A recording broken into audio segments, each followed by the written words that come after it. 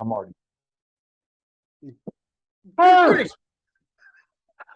I just want to alert the audience.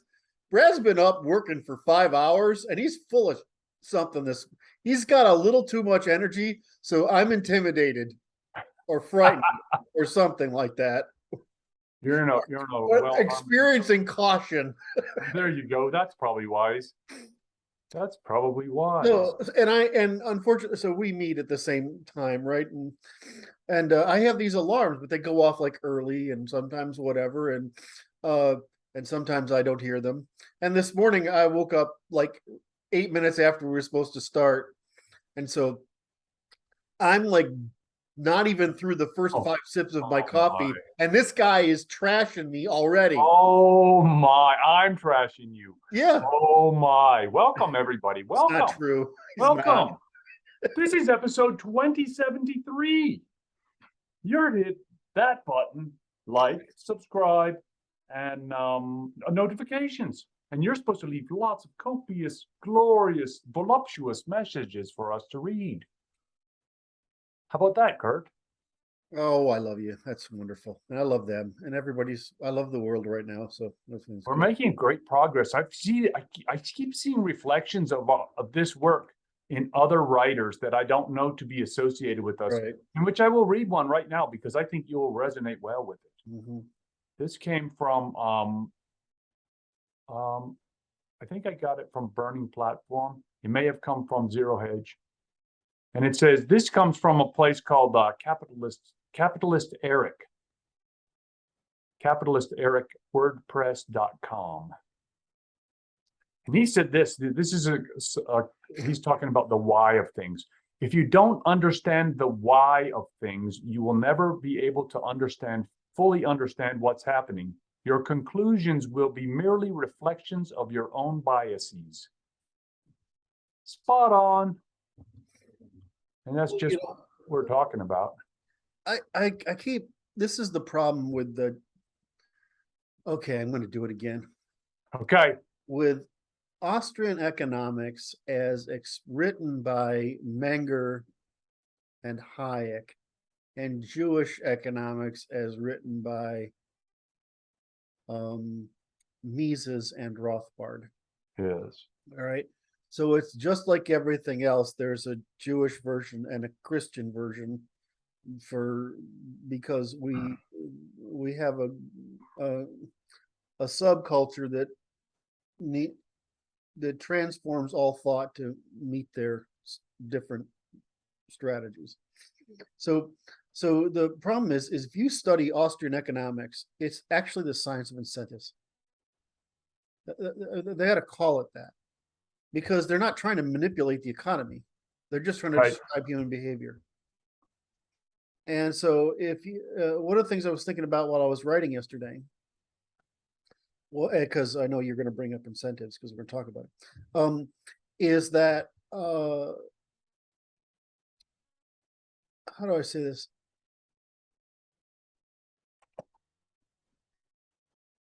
If you start,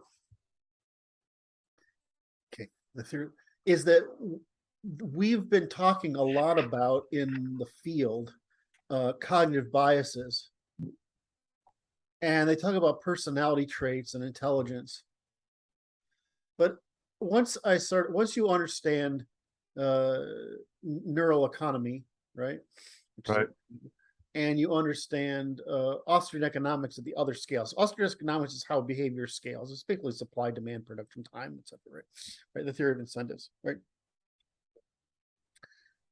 You correct for the problem that's in psychology, for the feminine problem that's in psychology, and that started by Freud, who's of course Jewish and cognitively feminine, so they came out with the feminine tradition, and that's so offensive in therapy and so offensive in this female speak of the beta sciences, so to speak.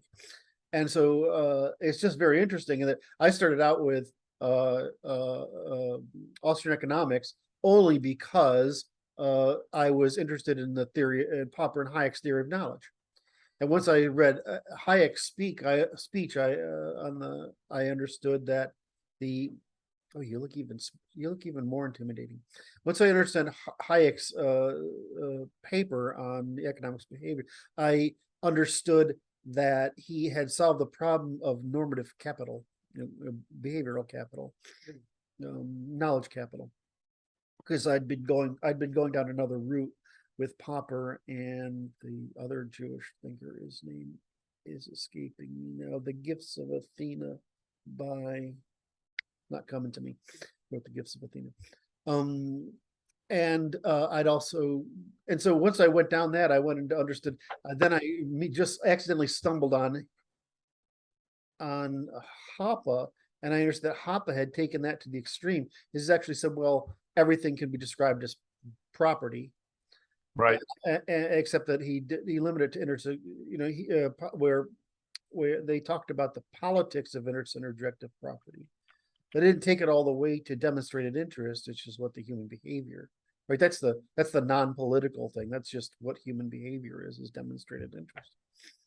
And so once you sort of go that, you just end up by studying Austrian economics. If you keep carrying it forward, you essentially reverse the journey that Hayek went on, because he starts out with, in his first book, How the Brain Works, right?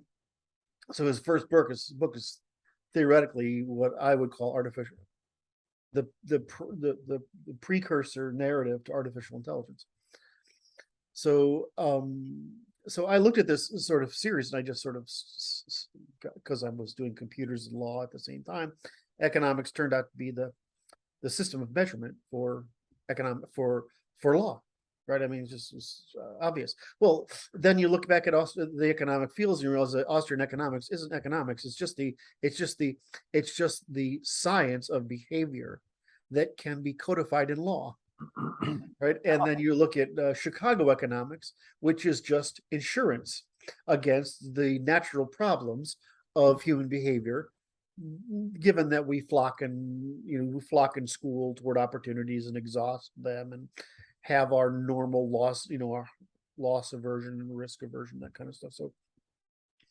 So you sort of see this all fit together, but that's another way of saying I just wish more people had started with Austrian economics. So because you end up saying very smart things like, I am tying this back together. The guy you just quoted from the capitalist is he's actually, that's the way a libertarian uses capitalist is actually meaning behaviorist. Does that make sense? Yes. He's not talking about capitalism.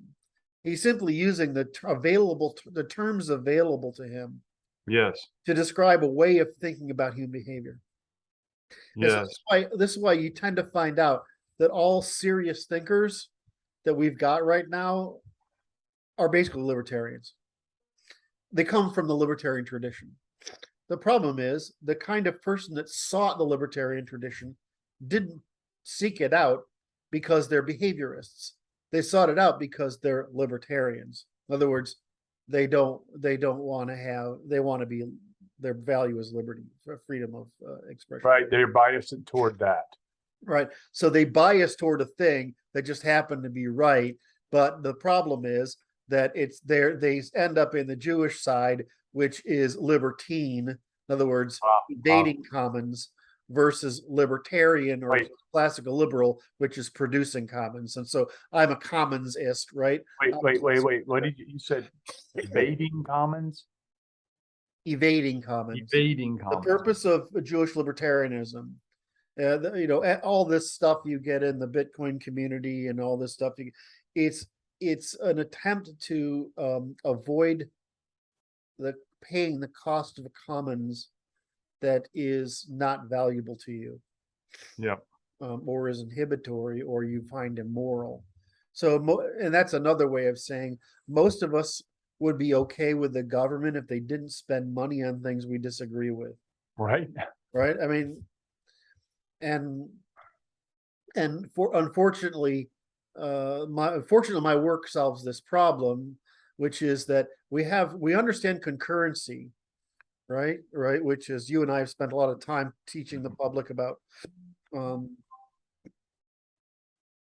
concurrency, which is the way we don't have democratic voting in the sense of it's majoritarian. We have voting by the demos in to test for concurrency between the classes and regions. Does that make sense? Yes. It's a test of concurrency. So voting is you're saying I from my class, from my sex, from my region, from my point of view, this satisfies concurrency. And so that's what we don't live in a democracy. We live in a republic. The problem is a republic does not, when we talk about republic, people talk about they never ever touch on concurrency or commonality. So concurrency being the positive statement, I concur with this. Yes. Right? And I concur, as does with, and then we're testing that across classes and regions, because that's the real difference, right? I mean, regional differences, class differences, cultural differences, whatever. If you test for classes and regions, I would say sexes and races, right? I mean, right? You're pretty much testing for concurrency, and all concurrency tells you is a failure of concurrency is okay. For some reason, these groups aren't on board. Well, if they're not on board, we can't make we can't make a law. We can't make a positive law, right? Which is what legislation is. Right. Right. Whereas in the commonality, when we search for commonality, the commons is always between individuals or groups of individuals on terms of property. So it's not an opinion about if we're testing for concurrency in the resolution of disputes versus in the resolution of differences in wants. Right. So concurrency is in wants, and commonality is the resolution of disputes in unwants. Negativity. Right. And so there's the positiva and the negativa. So since we live in this republic, people don't understand those two facts, and it's like, well, there's no point in understanding the division of powers if you don't understand the division of concurrency and commonality, divisions of positive and negative concurrency and commonality. And then if you don't understand the divisions of labor and how divisions of labor rapidly sort us into divisions by classes. I mean, it's if you don't understand that hierarchy, the what it looks like is that politics is just moral virtue signaling and whatever. But our system is set up scientifically to accommodate human behavior. So my view is if you understand what that tree I just said, you understand reciprocity and testimony and demonstrated interest. And then if you understand the point of our legal system is to maintain trifunctional competition at the top, right? To produce decidability through competition, not opinion or bias.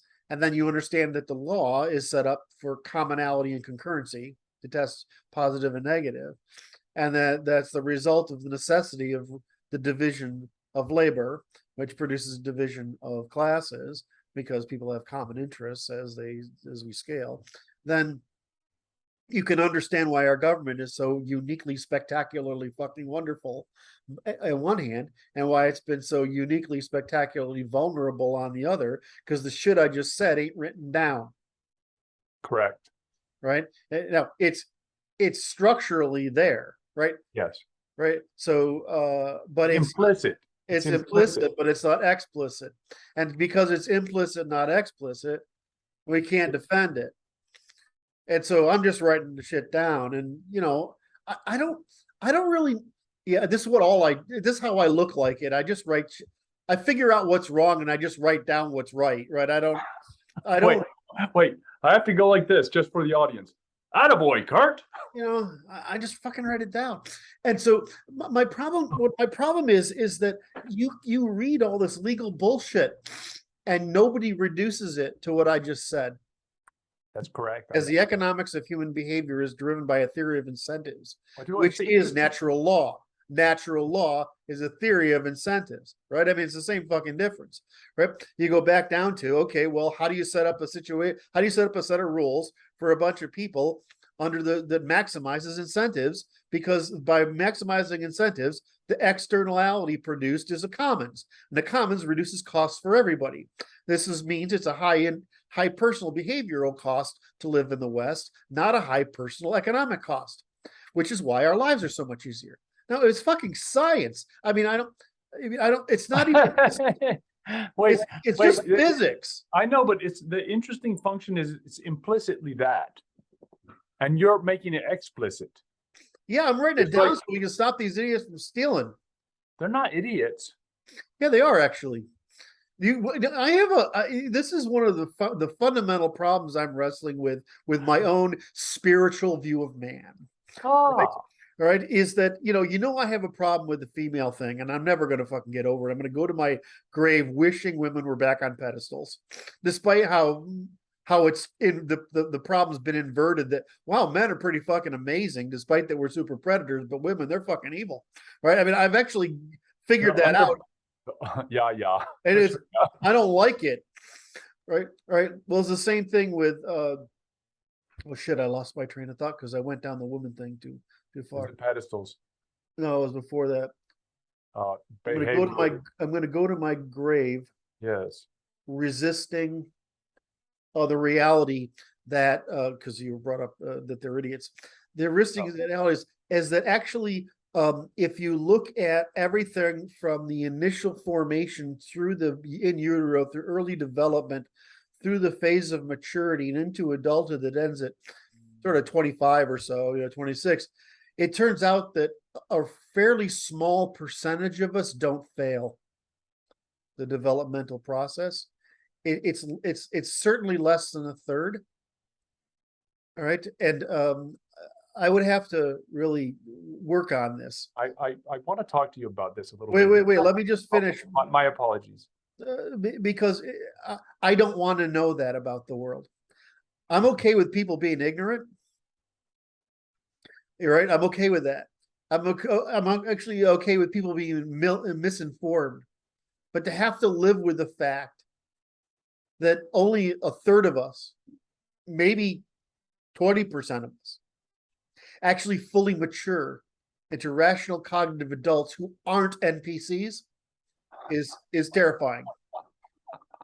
And it's not the people you'd think, because that group of people is pretty disagreeable and quiet. And the rest, and it's sort of like the parable of the people who study history are doomed by the people, because the people who don't, it's like the small percentage of us that actually mature into fully rational, basically into humans. It's like a horror show. It's a fucking horror show. And so I'm like, I don't know if I could. It's one thing to take my women off the pedestal, because I mean, women are my mother, my grandma, they're fucking divine. I mean, really, my wives. I mean, Alora Doolittle, Saint Alora Doolittle, my ex-wife. I mean, she's fucking divine, right? I mean, there's just no question about it, right? But they're not. They're the if of those three women, you can only still get a rational political answer out of my wife, and probably because that we've just been together for 20 years, or we were together for 20 years. So, I'm just like looking at this as, okay, my pedestals are raised. Okay, now no, your pedestal is merely empty. It's no, it's fucking inverted. I have to start looking. That's even worse. It's inverted. I have to start looking what guys are worth having relationships with, right? I mean, that's actually the problem, because we inverted it to make the marriage work. Now we've got to restore it to make civilization work again. And I'm just like, this is something I've been struggling with the past week, and so I basically came up with this understanding yesterday, and it really bothered me. And so, well, I mean, it's just true. We destroyed all the male institutions, but it's the male institutions and the males that provide all the value. And the women are just all this stuff from chivalry to the Victorian era is just a way to create incentives for women to not be whores and malcontents. And it's a way for You decomposed me, sir. I'm dying here. I'm telling you, I hate this shit. And it's a way for men to try to bait them into that condition, right? Rather than discipline them into condition, which is what the say is. Right here, rule of thumb, sir. Right. And so I'm like, we baited. I mean, it's fucking beautiful, and the feminists ruined it. And because what we're doing wait. The feminists were baited to ruin it. Yeah. Okay. On purpose. Correct. As one of the destructions of Western institutions. Yes, sir. In any event, it's like now we're painfully becoming aware again of the natural, the horrible, selfish, childish nature of women. And it's not like, I mean, when I say there's 20% left over, right, of us that are actually turning adults, some percent of them are women, right? I mean, it's not like, it's just a small. You just don't max salt me. No, I'm fuck you. I'm defending against the obvious criticism from the audience. I know. I'm just making fun because it was such a dick. Yes, sir. Yes, sir. So in the end, it's like we live in it's like so depressing. It's no. Those of us who become actually adult are doomed to suffer the consequences of everyone else's infantilism, and it's fucking depressing. No, sir. No. Okay. No, wait. I had to finish my story so I could bait you into fucking answering it. Yes, so now I get to bait you into answering it. But don't jump ahead. You and Brandon. You always jump, kill my. Sorry. It was the guy, the butler in the library with the candlestick. That guy. And wait a minute. You got to finish the story. Okay. Sorry, Kurt. All right. So go ahead. Well, that was funny though, by the way. Thank you. I wanted to give you the name of the guy who wrote the Gifts of Athena. It's Joel Mokyr. Yes. Okay, that's for the audience. And then we close that little circuit. Then I will tell a story because I had this very interesting interaction with my medical assistant this week, in which the medical assistant asked me a question, which I did not have a chance to answer. And she changed the conversation and to the point where I asked her the question within a minute. Do you remember the question you asked me? Nope. And I'm like, the disorganized nature of thinking, I'm like, wow, that's more impressive than I thought. Unimaginable to me. So it's not like I think your formulation of it, the framing of this is not quite entirely correct. Obviously, because if I said it boringly and correctly, it wouldn't be entertaining. So I have to make a story out of it so people will pay attention. Are you suggesting the audience has a limited frame of? I'm suggesting that we make the audience sit through some very difficult concepts and providing entertainment value. Which is valuable. Aside from you and I making fun of each other constantly, is a gift to the audience. That's nice. Let's get one of these. So the right? What a show! What a show! So it is like this: that their maturity is limited. Correct. And it is not. It's like they fully mature, but they don't cognitively mature to a state. There's a range of cognitive states at the end.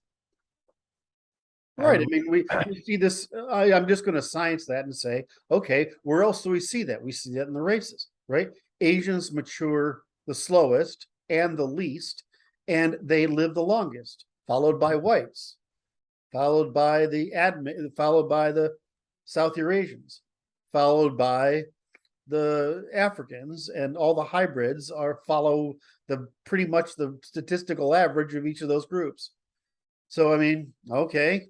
So this behavior of maturity, which is, in other words, given that neoteny, which is pedomorphism, right? The delay of maturity in exchange for the evolution of agency is by the suppression of our, basically childhood suppresses or doesn't give license to those adult incentives, right? Of reproduction, of aggression, which are largely effects of reproduction. So by slowing the reproductive maturity system, and we slow the aging system, or slowing the aging system, we slow the maturity system, which buys us agency, which gives us time to give us longer period of preservation of the of what's essentially childhood, we consider childhood, or being puppies, which is prosociality, which results in, because most of the things that we become adversarial over have to do with reproduction, and which is, you can see in African males, because they're the ones that mature the earliest. I mean, some of them start sexually maturing at fucking 5, right? And so what happens in the body odor in kindergarten, right? I mean, that's just maturity kicking in, right? I mean, of course, so what we should expect is we should expect criminality, which is the expression of adult traits of aggression. We should over agency, self-regulation, which is being puppies. We should see that roughly reflect the neotonic distribution of the population, and it does. And what's the difference between the macro populations that we call races? Degree of neoteny. Why? Because it's harder to survive antisocially in the cold than it is to survive antisocially in the heat. It's matter of fact, and worse if you live in Africa, the disease gradient is so fucking unbearable that if you can't get big fast and strong and aggressive fast, you're just not going to fucking live. Whereas if you're like us and the Europeans who lived in the European cold on the border, and we forget that the people who are East Asian, that phenotype is partly from being branching off from mankind earlier. It's an old branch, right? But so they have not had so much influence to gain these features, right? They have Asian features, and so they are highly monotonous because Mongolia in particular is quite cold, right? The high altitudes were quite cold, and so they developed up north, and of course we say, but Asians are so far south. Well, they spread south, but if you look where that phenotype is from, it's from the north, right? It's just from, and so neoteny, and you look at neoteny too, so you can tell the neoteny usually by the nose. Right. And so because the nose is a reflection of the duration of migration of stem cells from the neural tube to its furthest point. Right. And so if you should get what we call gracile features with high neoteny, and you do. That's why if you look at highly neotenous East Asians, highly neotenous South Americans, right, and Amerindians, and highly neotenous whites, we don't look that different if you're in the high neoteny. Now, I have high neoteny features, but when you get up to those guys, are very manly and they're very square and they have bigger noses and stuff, then those are less. And so so what happened in the Europe is that the neotenous people were the most neotenous people were the hunter-gatherers, right? And they finally have this now, and there's a great photo of it somewhere that I know I've saved, but I wish I could pull it up really quick to show you how obvious it is. But I learned this when I was doing my diagram of neotonic distributions. Right. Then you get the people who came in from the Middle East, who are less neotonic, right? The introgression of the farmers from Anatolia, which are they're not Semitic, which is Afroasiatic. They're South Eurasian, and then you have the introgression of the steppe. The steppe's interesting because it's selected for neotenic features, right? Except they selected for scale. So you get these big motherfuckers like you, right, coming in, and you get the facial structure of Martin, right, which is that Slavic facial structure is high left over from, and you can, if you compare like the cheekbones of those high, long, it's high and long and a bit wide, and you can see that in the one of the branches, the Amerindians, right? So you see this neoteny spreading. So that's the only reason. So I mean, I believe it or not, I was going down this route to explain how important neoteny was to this process, and now I forgot the fucking point I was trying to make back then before I got into neoteny, which was behavioral differences and why behavioral differences showed up. And I said that shows up because, oh yeah, because maturity shows up. And you were saying that, well, maturity does show up as a spectrum. Well, maturity just means success and delay of cognitive aggression, basically. Right. So you end up being a thinker. Right. Right. And so let's say that's an environmental question. It's a relative question. Success is survival in the environment that you're in. Well, let me make sure I made my point first, because yes, sir, you could be making two, right? Is that so that just from I'm trying to explain a physical law that expresses across all human beings, which is neoteny is a trade-off between maturity, right, rate of maturity, and retention of childhood behaviors, which retains cognitive flexibility by the suppression of dominance expression and aggression, right? Right. So that's all. Now you add to that, you have to add on top of that neural capacity. So genetic load. So we could get a people that are highly neotenous, but they're carrying a lot of genetic load. Right. So that's going to cause failure. So you have the base rate, like for Europeans, that would be 100, right? The base rate of IQ would be 100, right? And then you have the genetic load on top of it. So the genetic load is something you have to equally somehow place on top of that distribution, right? When you say genetic load, specifically define that, please. Accumulation of defects. Okay. Mutation, defect. Yeah. There actually decreases in accumulation of decreases in probability is what the correct of success. Right. Right. And then you have on top of that, environmental factors, which are, basically investment in education, training, and discipline, and the people who are around you and that kind of stuff. And then finally, your greater social impact. So all these things affect this fucking distribution. And so that's why it's so goddamn depressing. You meet a few guys online who are libertarians who have a certain temperament, and they self-select for half of the right fucking answer. You have a bunch of conservatives online, and they half select for the right answer. You have a bunch of leftists online, and they fully select for the wrong fucking answer. That was particularly rude. I want to thank you for it. Yeah, just frustrating. Excellent. And then you have a few of us conservative libertarians that just because we're conservative and libertarian, we have the temperament to keep going until we reach the truth, which is the whole right answer. And it's just, I'm like, how many of us are there? Well, right. And I think this has to do with when we look at success. So as I defined success before survival, it's like this. It's like the survival in the environment. And the question then becomes over what time frame.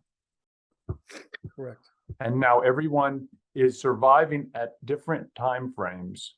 All of those cognitive spectra from non-neotenous to very neotenous have different time spectrum that they're operating on. And guys, wait, carry it. Go all the way with it, because that insight is brilliant. Go ahead, say it. So it goes like this: is the low neoteny people are just making it. They're surviving at the moment. The high Neoteny people are evolving and generating long-term success and will be successful and maintain their success over time. Okay, so what, just to go to first principles, what is the difference between the sexes? Time preference. Time preference. So what should we see in the distribution? And what is the primary axis of human variation? Sex difference. What Right. should we see expressed in the distribution of the population as a primary difference? The time preference. Duh.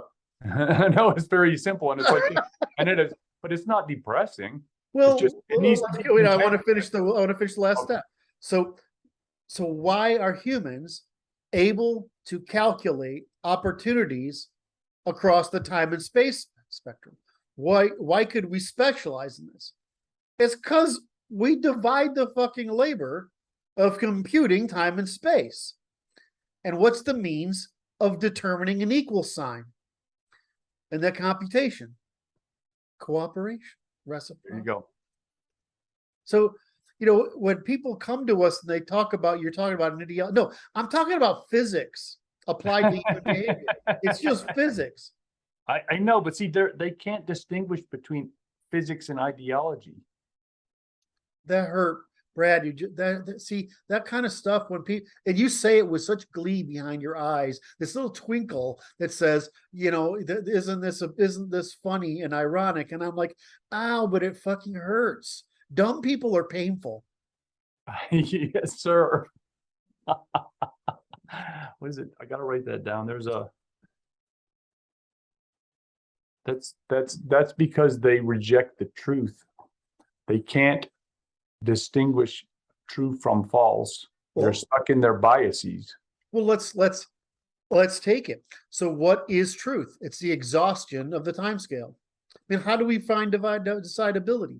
Somebody asked me this the other day, and I'm like, well, what? We have produced decidability in every dimension. How do we do that? We eliminate any opportunity for bias and resort to first principles. But Right. what's that? That's basically saying infinite time. What's the end? That's how long we're looking. That's how long we're looking. So we always find decidability.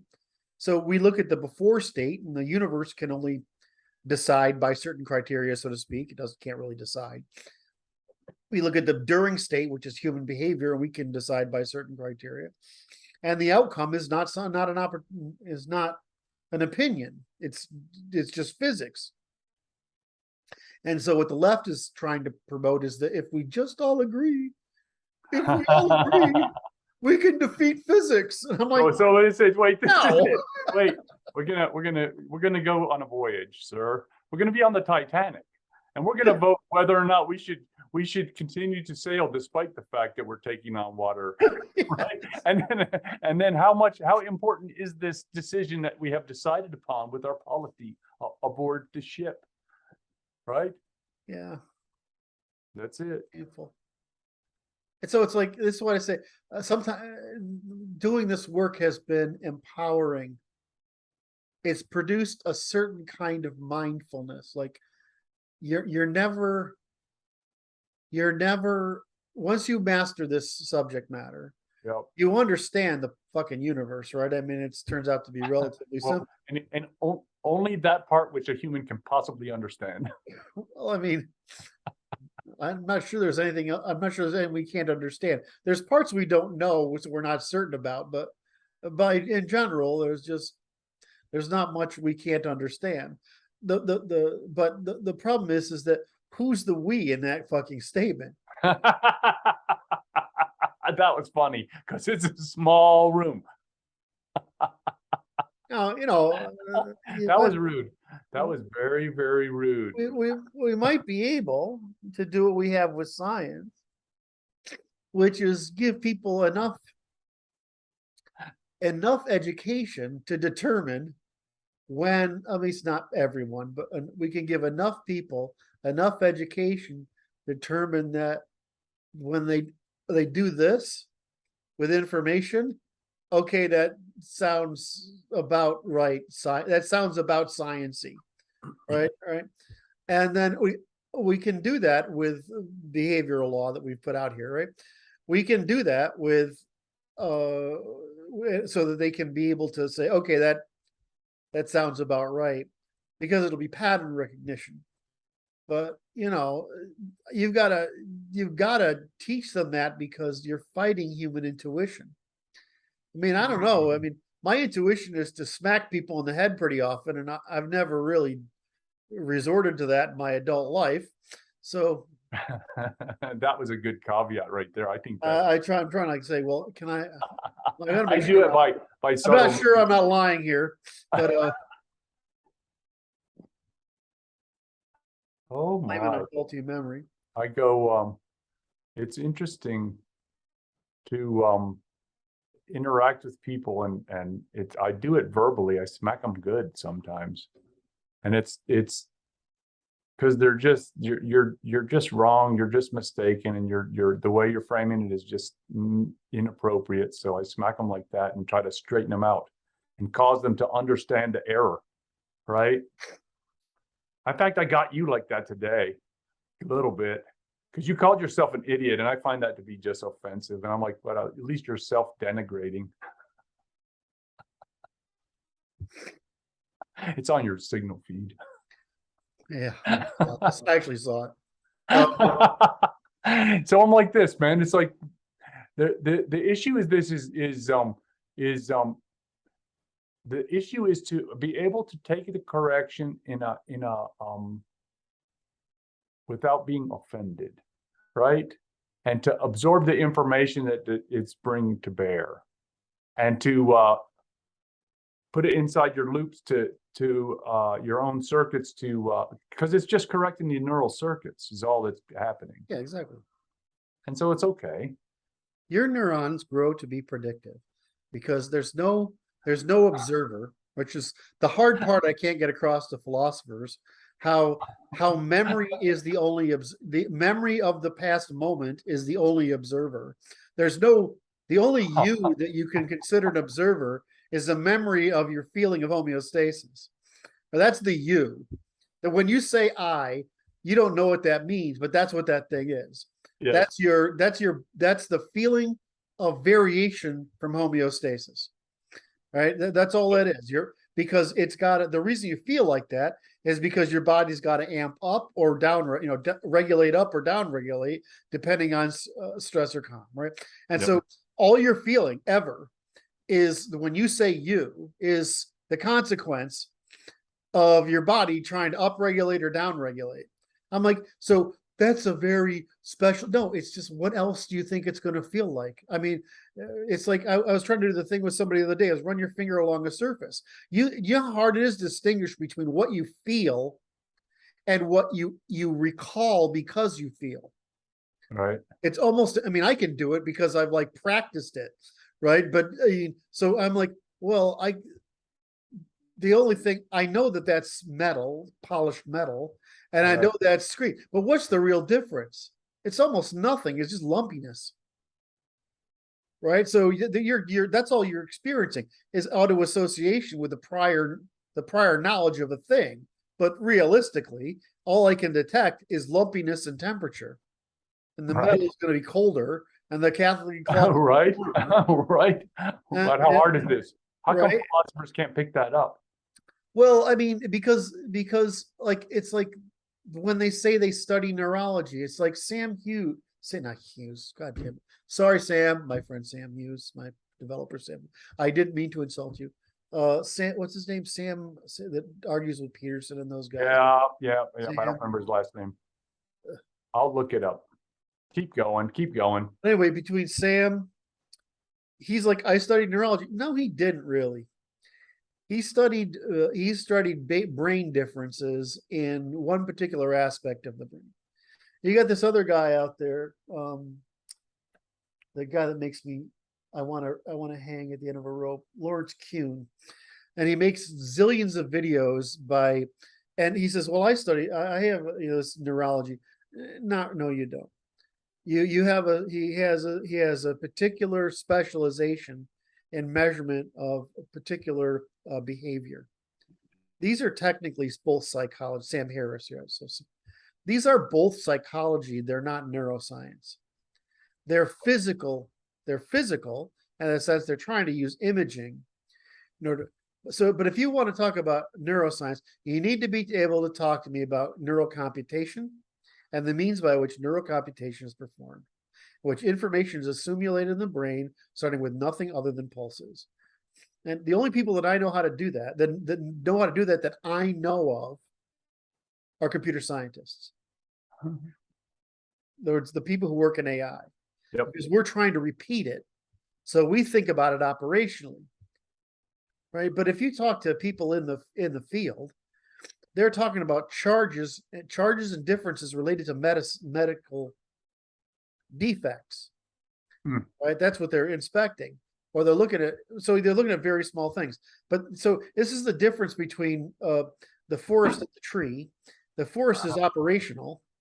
Yes. The tree grows leaves, right? I mean, and it goes through a cycle. But the forest is the thing that determines what trees do, right? I mean, it's the environment they live in. And so you look at a forest as an organism. Well, it's the same thing here, is that, you know, if you're a computationalist, right, in artificial intelligence, there's even the AI guys, they say, I specialize in AI. Do you? Or do you specialize in Bayesian learning? Right? There's a very small number of us that specialize in AI, and we're all slightly different. There are only two guys I know of that are in the public, you can read their work, other than me, that appear to know what the fuck they're talking about. And that's terrifying. And it doesn't mean that there aren't researchers down there providing basic research that bubbles up to people who do AI research.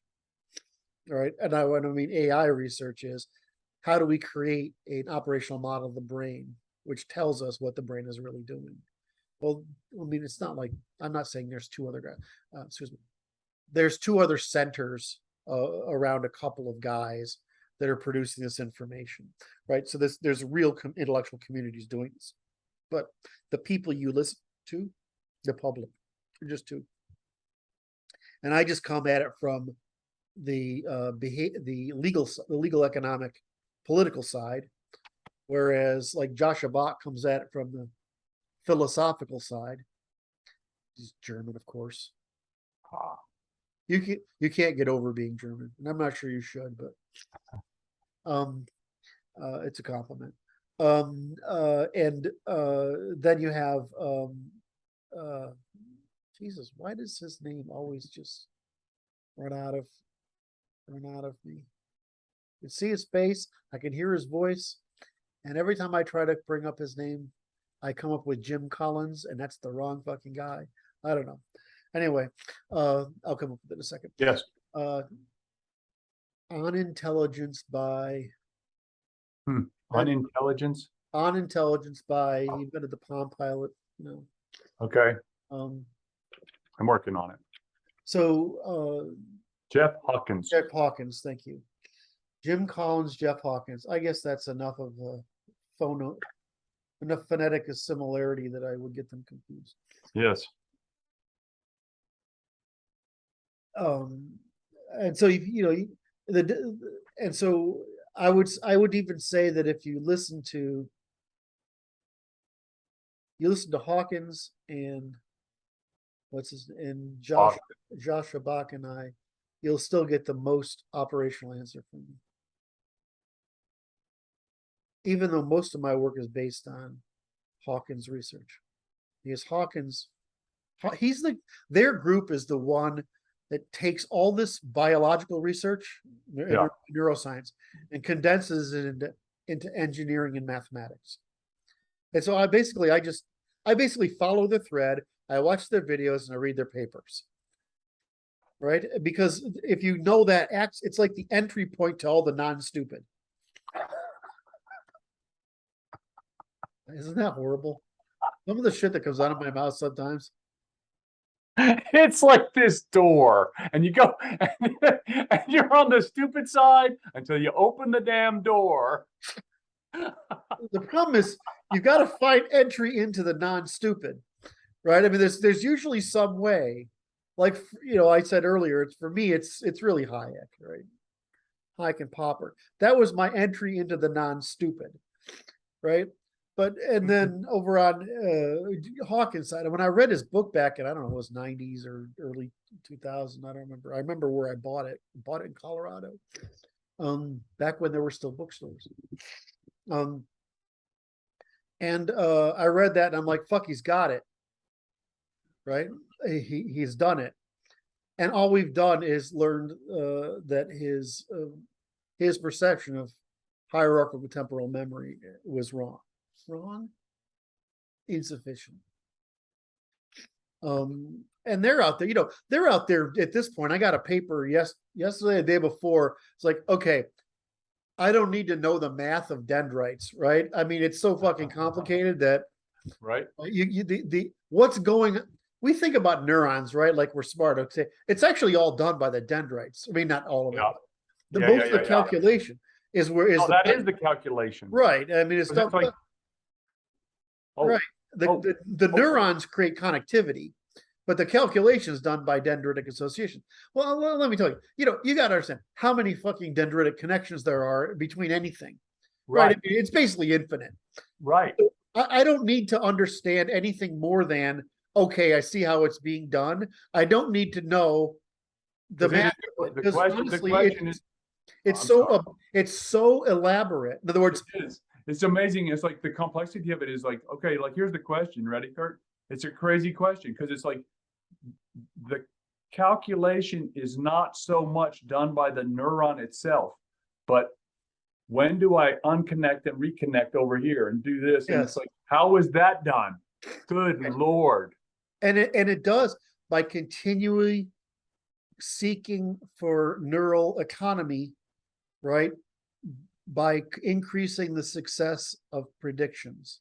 In other words, so what people keep thinking about, there's like some model in your, like Platonic model in your head, right? Right. And that you're comparing that against it. And that's not what's happening at all. It's just, did I predict this 5 milliseconds against that 5 milliseconds against that 5 milliseconds? And if I got 3 in a row, I won the tic-tac-toe game, and I get to ejaculate neural. See, did you see what I did there? I saw that joke coming, and I was like, I'm going there. I get to ejaculate neural. What are the little protein? What a little dopamine. You're right, exactly, with the neurochemistry. I get to ejaculate neurochemistry. Woohoo! I got 3 strikes in a row. It's like I got the first base, I got the second base, I got the third place, I got home. I get to ejaculate neurochemistry, which is what the neuron's job is. I just want to ejaculate, right? The rest of you guys tell me when you guys got to build up enough charge so that I can have a release. I mean, that's all a neuron's job is. That's all the job of the neuron. It's like this sex economy of information. Just waiting. Look, wait a minute. I got to get her closer to orgasm so that she will. So you're playing this game. You don't realize that the reason you feel like that is because that's all your neurons are doing. Isn't that fucked up? Your whole body is. Your whole sexual performance is just the repetition of what your dendrites are doing to make a neuron ejaculate, and you're just trying to get a lot of neurons to ejaculate at the same time. I mean, so that you can cause your body to ejaculate. If I've created, that is the best, most effective means of communicating how the fucking body, the brain works for every guy I've ever got to teach. And every guy will understand that. Because it goes like this. Like, that was so good. I'm going to do it again. Note to self, right? That connect all those dots together again as often as possible. I'm killing myself. Oh my. That is. May God have mercy on my soul. I know not what I say. Fear not. Fear not. It's going to be all right. We still have coffee. It's all good. Where were we going? Wait a minute. I don't want to. We were going somewhere. We're not done. Okay, we were going somewhere. Because it goes to homeostasis. And neurotropism, right? What connections do you sever? Which connections do you strengthen? That's the whole process. Right. It's trying to say that there's no observer, right? There's no observer. And there's nothing to compare Observer, against except the last prediction. And so if it turns out that I can make that same connection with fewer dendritic connections of stronger strength by rewiring this way, I'm going to eventually evolve that. It's just like how we make roads, right? Roads just sort of adapt to wherever the traffic is needed. Same fucking problem, right? I mean, so what was I was trying to make some. no, because it's like the philosophers. How come you can't talk to the That's philosophers? right. And it's like, because they keep on making up the ghost in the machine and want to talk about the ghost in the machine, right? It's like, there's a ghost in the machine. I'll tell you about that ghost. And that ghost is fancy and very interesting and I'm the expert on this ghost. And if you come to my school and pay me a lot of money, I will teach you and you can be an expert in this ghost too. Is that not correct? It's exactly what's going on. And it's like, why does science progress with the death of the previous generation of scientists? That's the reason. Oh my. And so, my view is that you have that that neuroscience, actually this is true, the cognitive scientists who were the real psychologists spun off from psychology. Yes. Because psychology was so broken. And what you saw was cognitive science reform psychology, right? Now, has it reformed therapy? No, but it's reformed the science of what they attempt to make a science of psychology into being operationally based on the structure of the brain. Well, what we're trying to do is the same thing for sociology. We're trying to complete the psychological reformation, and we're trying to reform the social aspect of behavioral sciences. The same way the cognitive sciences reformed, or at least majorly influenced the revision of the psychology. Now we got to understand that what they called you and I do, right? What I do, yes. What I call it is operationalism. Yep. In economics, they call it praxeology, action. In physics, they called it operationalism.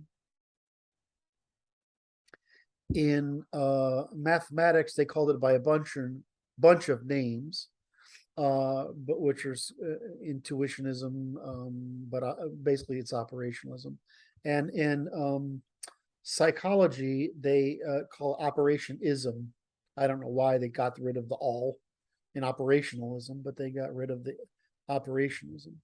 So what you're seeing is operationalism instead of allegory, narrative, allegory, set theory, right, model. You're turning into the physical operations as our knowledge expands.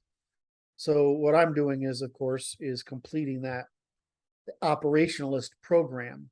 It turns out that I'm the sort of last guy, because once you have what I have here, which is there's nothing left to go for. Nothing left. Now, unfortunately, Chomsky had the original insight when he saw Turing's operationalization of thought.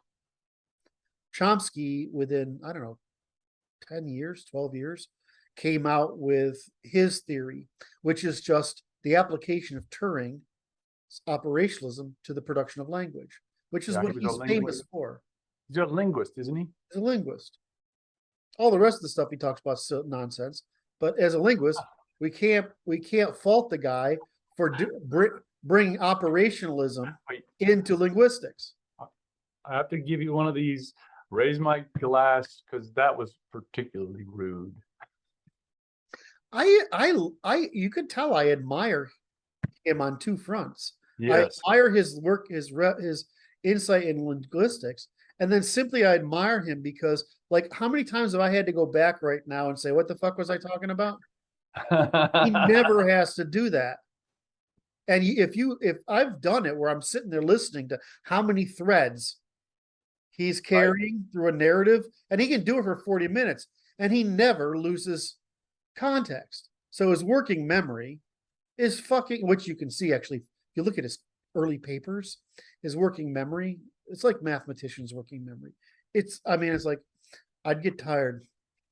You know, what I mean? Right? Yes. His working memory is phenomenal. So, I admire him for that. Do I think he's your typical angry Jewish guy from his generation? Of course. He's basically a communist. Okay. That doesn't take away from the fact that when I observe his brain working, Yes. it's beautiful. Yes. And when I look at his insight, which is to bring because we forget Turing really fixed the underlying problem of bringing operationalism into what we call cognitive science today.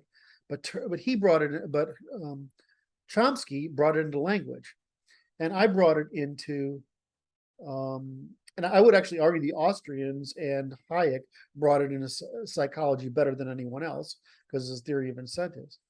And then I've just brought it into the largest scale, which is the social sciences, right? I would argue that no, you completed the task, Correct. which is to generate unify.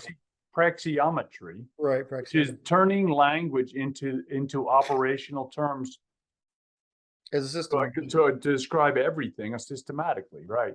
Right. So my argument with Chomsky is, dude, you're on the right track. You just didn't get there. Didn't finish the task. Right. And you can say that same thing for Hayek. I view myself as completing the Popper Hayek project, right? Wait, punctuation for the sentence. Finish the sentence, right? Just completion of the task. Right. I mean, the scientific revolution, right, is pretty profound. But the really hard things are, what's the matter? There was some concussion outside. Oh, that was just you hitting the table. No, that came from external to the building, sir. Oh. Well, at least there's no lizard behind you. There's no lizard behind me. I would ask you to correct your camera so it fixes my OCD right now because it's really bothering me that no, your camera's too much. I will do it for you. Thank you. Sorry, Kurt. There we go. go. You just have to say it sooner. I meant to earlier, but then our conversation got so interesting. I apologize. But even I apologize for I think it may have been a sonic boom. I hope it was nothing more nefarious. Sure, that's what it was. So, but what I want to point out right now is that what you're like in this conversation. Yes, sir. I'm noticing as I get healthier that Yes. my working memory, my ability to sew chains together, associations, I run out of gas less as I'm getting healthier. I'm going to tell you a funny story on this very subject matter, which this work has helped me to solve on Thursday, so 3 days ago. The patient came in. The question was this: the daughter brought the mother in. The mother, 66. I don't know how old the daughter, probably in her 30s, maybe 40. Daughter brought mother in because they're concerned about the cognitive health of the mother. Is she getting dementia? And so it's like this. So turns out daughter's concerned because mother is not remembering the birth dates of all the children, but remembers the birth date of that child. Yes. And so I did a mini mental status examination, which is a formal procedure to determine the cognitive health. And mother sucks at math, which is trivial to me, but otherwise she scored a perfect score. Perfect, not defective at all. Correct. And so it's like this. So I'm like this. I'm like, I talked to the daughter, and I'm talking to the daughter and the mother, and it's like this. It's like, it looks to me like this. We all have different interests, and we don't get to control what collects our interests, what interests us. And mother is just not interested in the things you think she should be interested in. That made you a great doctor. It did. And then it get more interesting because it's like this. So daughter turns beet red because she's mad because she's like, I'm judging her now. And I'm like, look, I'm not trying to cast aspersions here. I'm just like this. It's like mother's interested in other stuff that you think she should be interested in. Well, she says, don't you think she should be interested in the birth dates of her children? I said, it doesn't matter what I think, and it doesn't matter what you think. It matters what she's actually interested in. She demonstrates that she's not. And so the then daughter's like, she's too interested in her weight. And I'm like, how do you know this? And she goes, well, what happens is mother goes to the potluck with all the family and she says, I can't eat that, I can't eat that, I can't eat that, and nobody wants to hear it. So she's interested in what they're not supporting. Her dietary interests, which she's trying to be healthy or whatever she's trying to do, is deviant from what the family's interested in supporting or hearing about. I said, so mom, you got to not say stuff they're not interested in hearing because you're bugging them enough to make you come see me. Everybody's just fine. It's just family therapy came out of that. And it's like, but it was where's the informational error? Because she's processing information perfectly well. Yeah, But let me science that for you. She's processing information perfectly well for her age. The reason people verbalize, right, is to self-confirm. In other words, there's a high, believe it, this is strange. There's a high correlation between people talk to themselves and intelligence. Right. And so what happens is if you spend too much time alone, you lose the barrier to confirmation. Now, most of the time we're public so I don't like that, I don't like that, I don't like that. It's internalized. But if you're spending too much time alone, you lose the inhibition, right? To not externalize and self-confirm. vocalize. You're right. And so it just turns out that verbal, it acts as basically, when you do math and you draw an underline and you add up a sum so that you can next perform the next algorithm, the next step. Verbalizing does that for you. It creates an index, a pointer. And so now you're going to feel that the issue is settled in a way that just in feeling doesn't settle, right? Because it goes back there. But as minute you finish that calculation, it's off the table. So verbalization allows you to do that. It allows you to create pointers to indexes that allow you to move on to the next step and still retain memory of having solved that personal thing. So she's using this method of verbalization to reward herself for staying on message, right? She's reinforcing her behavior. And she's telling herself it's good that she's doing that rather than letting the want sit back there and right. So she's telling that neuron not to grow there. Yeah, just don't do that, right? You're not helping me, right? And that's an act of agency. So the difference is that you might want to say that because there's not a lot of difference between thinking of moving your arm and actually moving your arm. There's a big difference between thinking about, in other words, so if you can just internally verbalize, instead of externally verbalize. Oh, that's right. What I told the lady, I said this. I said, what? See, I interpreted it as she's seeking external validation. At least that's what the other people think. That's not it at all. I understand your point, and I'm not disagreeing. She's taking internal self-regulation. But the other people don't want to hear it. That's what I told her. But I had this problem with my mother too, right? Oh.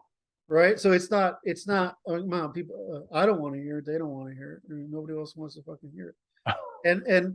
And so she has this feeling that when she goes to my sisters, that she's free to actually say things she wouldn't otherwise say.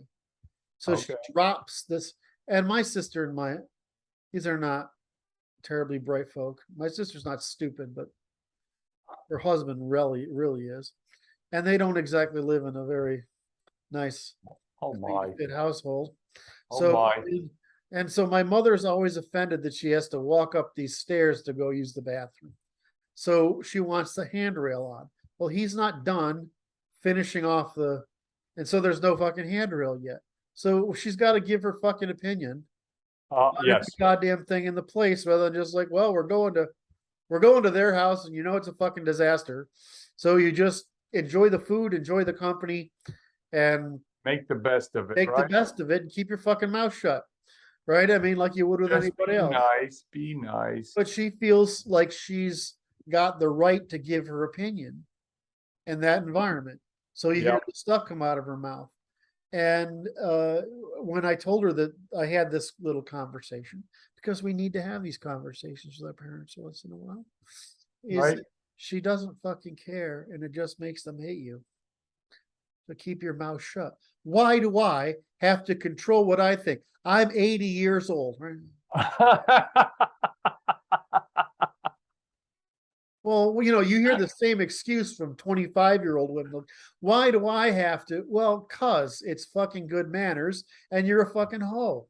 Right? I mean, and don't advertise it because we don't want to know. We prefer not to know. We Thank you prefer very not to much. know you're a hoe, okay? You know, I just don't want to know that. Right? So why do I have to self-regulate? I mean, if you ask the question of most women, why do they not why do they self-regulate at all? They're afraid of other women chastising them. But what's happening is we're removing the chastising of women for failure of self-regulation, which is like 90% of what the feminist I movement. mean, we call that with there's a term for this. It's slut shaming. The stigma. Well, I mean, it goes a lot further than slut shaming. It goes into you selfish, infantile, undisciplined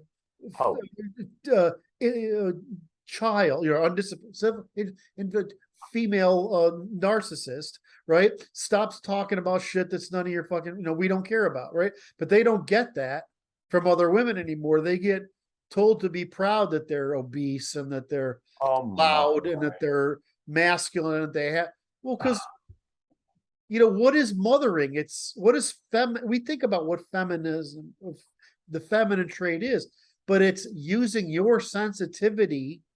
This is what it means to be an adult woman, is despite that nature gave you amplified during your puberty, your empathy such that you could keep track of the mind of a dozen rugrats so that all of them some number of them would survive. just enough. Your job is to be both aware of it and assist those rugrats in emotional self-regulation so that nobody wants to kill them. Except, right, that's the purpose of a mother, right? You're extending your nervous system to not only police, but to assist in the development of self-regulation. Well, what are women trying to do? Get out of not only regulating this, because what they say, I don't want children. They don't want a responsibility for others, especially for the self-regulation of others. Moreover, they've gone into, I don't want responsibility for my own self-regulation. And moreover, I'm not going to require any other women to self-regulate. And we wonder why they're all, what we see in the dating market, which is the newest generation, what we see is the true expression of the female nature, which is psychotic.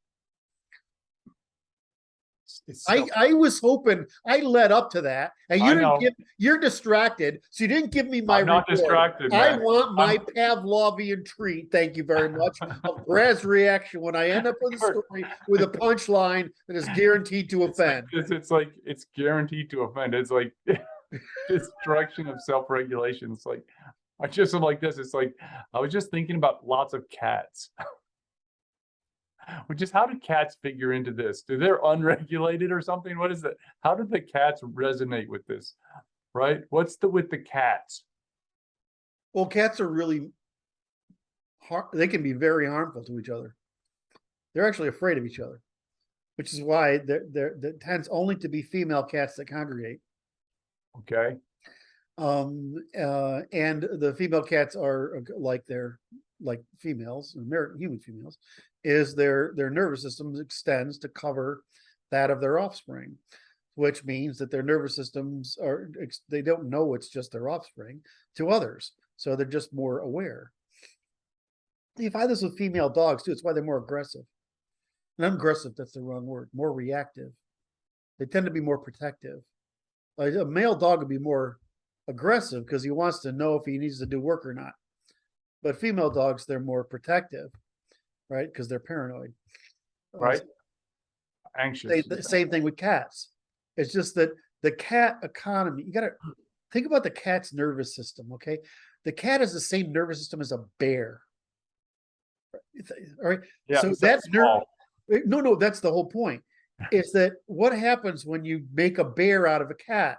You get a really slow, sleepy thing, right? 90% of the time, that in brief periods can, is basically relying on. A cat is just a shrunken down version of a bear, right? And their nervous system, I mean, you got to understand they're like women. What are they processing? A lot, Right. right? So when the cats are looking at each other, but cat body language is fucking, again, I studied ducks, duck language, and they're really stupid. I mean, it's like, they're so simple. But cats, their body language, because they're super predators that Right. depend on bodily regulation. They have that eye shit they do, which is they just do all these little micro gestures, right? Right. Dilating the eyes or Right, and pretending that they're not paying attention and all. They do all this prey response to each other, predator prey. Well, I'm just trying to I'm trying to understand the scientific explanation for cat lady syndrome. Oh, cat ladies? It's fucking easy. It's that you have very limited responsibility, and you have a high chance of affection. There's no verbal argument. It's purely emotional. I completely get it. It's like having kids that aren't a problem. Right. Quiet kids. It's like quiet kids. You just feed them, and you get all the benefits of having kids. And that's why they do it. A woman with 8 kids. So it's low behavioral investment. Right. It's low. It's you get, but and it's also extremely high reward. Cats are affectionate as fuck, right? They Yeah. most of the time, and so a cat is a cat. A dog is like the dog is loud affection, right? If they love you, it's just like all Right. over you. But it's also a dog is more work because you have to regulate them. But what do you have to regulate a cat? They're self-regulatory. They're self-regulatory. So it's the least burdensome return on the highest amount of affection. High return, low investment. Right. And so they get to express their feeling that they're doing good by care of fucking cats, despite the fact they're pissing and shitting all over the house and there's fucking fur everywhere. I'm really allergic to cat urine, and a friend of mine, friend of Alora's, who I think is an amazing woman, and her husband is an amazing guy. We used to go visit them in San Diego, and the cat urine. I'd fall asleep within 20 minutes of getting in the house because I just couldn't. And they don't even fucking know. I didn't realize how much it was. The dog was bothering me in our house. The dog hair was bothering my house until I moved out of the house into the other house. Oh, no kidding. And then what I'd done is I bought all new furniture. And then I brought over a pair of chairs. We upgraded the other house. A pair of chairs and put them in this one room. And every time I walked in the room, I fell asleep. So I was like, okay, it's in the chairs. You have to burn the fucking things, right? You can't get it out. It makes them relatively unusable. Well, so the problem is that until my second cancer, I didn't realize how bad this was. Huh. No, it was around 2006, just before my second cancer, is the act of getting out of the house, right? I was trying to, why do I feel so good at the office and I don't feel so good at home? Right? And it was making me stay at the office. Yeah. It was just the act of actually going into the place. And then when I bought the place, I was having the same reaction. I just threw out the carpeting because the woman before me had cats. Yeah. And she went through husbands, which lawyer, she was disagreeable. Anyway, disagreeable women are not valuable. Not at all. Oh my. So what are we trying to, we were making a point here about the point I was trying to make about is way back in the day, popping the stack way down back to the original concept was that that it's going to take some time for what we're doing to percolate through to explain that we've unified the sciences, right? We've unified the sciences in a single, right? Right. And that there's a reason social science came last because it's fucking hardest. Yeah. Right. And the only reason we're able to do science, to do social science, is because we're able to do we were able to do AI, right? And we're able to have enough economic data, and we're able enough to have neuroscientific data. And in my case, it was that I spent enough time on programming to understand the programming was just another language. Yep. And then once I realized that they were just grammars, right? It was the same algorithm At all scales. at all Right. scales. So I mean, once you realize that the different kinds of math are just other forms of language for informational density, right? Causal to axes. And then all the rest of the grammars, right up to storytelling and fictionalism, and our favorite lying and denying and baiting and shading, right? So these are just incredibly complex systems of mathematics, language, right? And mathematics is just an incredibly stupid, simple. It's got one, right? There's a referent and an operation and an equal sign, right? And because it's positional, more or less, right? I mean, it's really, really simple language. But there's no difference between this and lying and denying and mixing all 4 major fictionalisms with denial and fictions and creating these elaborate fucking schemes of lies, right? Yeah. The difference is only the number of dimensions involved and how far those dimensions vary from the one formula, which is continuous recursive disambiguation across the spectrum of time and space. I mean, it's just math. It's all just physics. That's really all it is, just physics. It's just physics and math at all scales. Really Yes, sir. And that's okay. It's just what's interesting is the simplicity of it, but it's hard to see. It's so simple, it's hard to believe. Yeah, that's true. Well, because you immediately want to falsify anything. If it's unknown to you, your instinct is to. No, that has to be your ideology or something. I have a it's just if somebody tells you something that sounds outrageous, or outrageous, they require outrageous evidence. Hence, why we're writing a 1,000-page fucking tome here. You got to have outrageous amounts of extraordinary evidence. So, right. So the problem is, I was like, how can you walk up? It's like I walk up to somebody. If somebody argues with me, it's like, dude, I solved the problem of epistemology and decidability and truth, and it was hard, but it was hard, but it turned out to be a simple answer. A simple answer, and they have no way of knowing that I'm right. Like right? This. Wait. So it goes to this story. I'll tell you a story because it's kind of funny. So I've got this guy. He's a 90 plus year old miner. So he's like this cadre. He's wearing jeans and boots, and he comes in. He's like, "Look, I'm a miner. I'm a gold and silver miner." I'm like, "Okay." And he goes, "I just want to die with my boots on." Okay. And so he comes in one day and he's got this thing, looks like a skin cancer on his leg. And I'm like, "Wow, you're a miner. You gotta go see a surgeon." He goes, "Why?" I go, This looks bad." And he goes, "Can't do it. Got to go to LA." I go, "Why?" He says, "Mine deal." I go, "You buying or selling?" He says, "Selling." He goes, "It's a $6 million deal. The Canadians are going to come down and get." I'm like, I think he's crazy. I can't tell if he's a coot or what. Right. So here he comes. He goes to LA and the Canadians fell through. And I'm like, okay. He comes back and he brings this rock to me. Rock looks like you get some molten silver and throw some gravel in and cut it in two, and it puts it in my hand. And I'm like, okay, as a geologist, I studied geology as an undergraduate. I'm like, wow. Ain't a crazy coot. He's not a crazy coot. So you can't tell. And it's like that. They hear you say that, they're like, okay, another wide-eyed philosopher, right?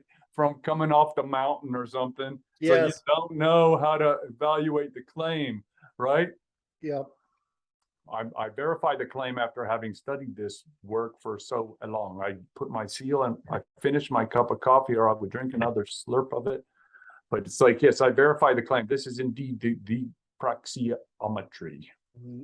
True universal praxiometry. And so now let's just a little self-defense here. So when people say, "Why did it take you so long to publish?" Okay. Extraordinary claims require extraordinary evidence. I used to explain it as, I've got to defeat all the lying assholes on the left they're going to try to find a hole in it. The only thing I can do is make sure there ain't no holes. He's building the perimeter. Right? I mean, we've discussed this before. Do we really, we can just write down, right, in 20 pages, Yes, the whole thing, right? The problem is there's no extraordinary proof there, that's correct. right? Wait, we're preempting the extraordinary conversation that we don't want to have. Read the book. It's on page. Well, I mean, even then, I'm going through this again right now, and I'm like, holy fuck. It's the whole scope. It's just like, it's not that many fundamental principles. It's less than 100, right? I mean, applied. Right. Right. There's just over 100 moral questions we have to solve, right? But the number of laws, I mean, there's one fundamental law, and it just scales up infinitely. You just have to figure out how it's. What does that mean at this scale, right? The scale. What is that? How is that fundamental law expressed at this scale? And that's it. Well, I mean, once you understand it, it's great, but how do you know that it isn't madness? But I mean, seriously, I mean, I empathize. I mean, when people go with me online and say, "Who the fuck are you?" and I'm like, "You have no fucking idea, right?" I mean, right. That I have no way of convincing you. Wait, it'll be this. It'll be this. If I were to tell you, you would not believe it. If I were to tell you, you wouldn't understand it, and that's why you wouldn't believe it, because it really is that simple. But it's like, well, what I think about when I'm working is what argument is the evil people going to try to insert here on one hand, and I'm going to think of what attempt at fitting is someone who sort of agrees with me going to do. So it's not only that I got to defend against the left, I got to defend against the right. It's attempt to fit, which is when we saw this in the reaction to I don't want to go there yet, but yes, in the reaction to my statements on conspiracy, is the attempt to reassert fitting. And I'm like, okay, well, I have to defeat both of those, and the only way you do that is through exhaustive enough that the people who are interested in these things begin to create social proof, right? And it's when social proof is large enough, which is why we're working to collect talent, is so that we can increase the amount of social proof. That's when social proof exists enough that people begin to say, okay, I'm going to pay the cost of trying to learn this thing that these people are talking about. It's expensive. But, my view is it'll work its way through the academy because there's too much economic incentive on behalf of a generation of thinkers to use this in the academy to differentiate why you should follow them instead of someone else. That's right. That's right. I ran into a 20-year-old guy online, and I was talking to him, and he was an interesting character, and I was just treating his little problem, and then but I turned him onto it. I'm like, you want to check this out? This is the stuff right here. This is what you want to be paying attention to, because this will fix all kind of problems. It takes a minute to learn it, but it's like at the age of 20, you're in the right place at the right time to gain a great deal of value from this, because it amplifies, let's say, compound interest. Yeah, it's also way easier to learn than relearn. Yes. I mean, it's like, right. The minute we find there's some sort of AP version of this in high school, it's going to go like crazy. Right. Because what's going to happen is it's going to end up in court cases. How so? Well, I mean, it's going to end up in the court case. Well, because we're talking, I mean, that little narrative I gave about the law at the beginning, that little rant I gave, yes. That's like incredible. You're not going to get that in law school, unfortunately. Right. No. At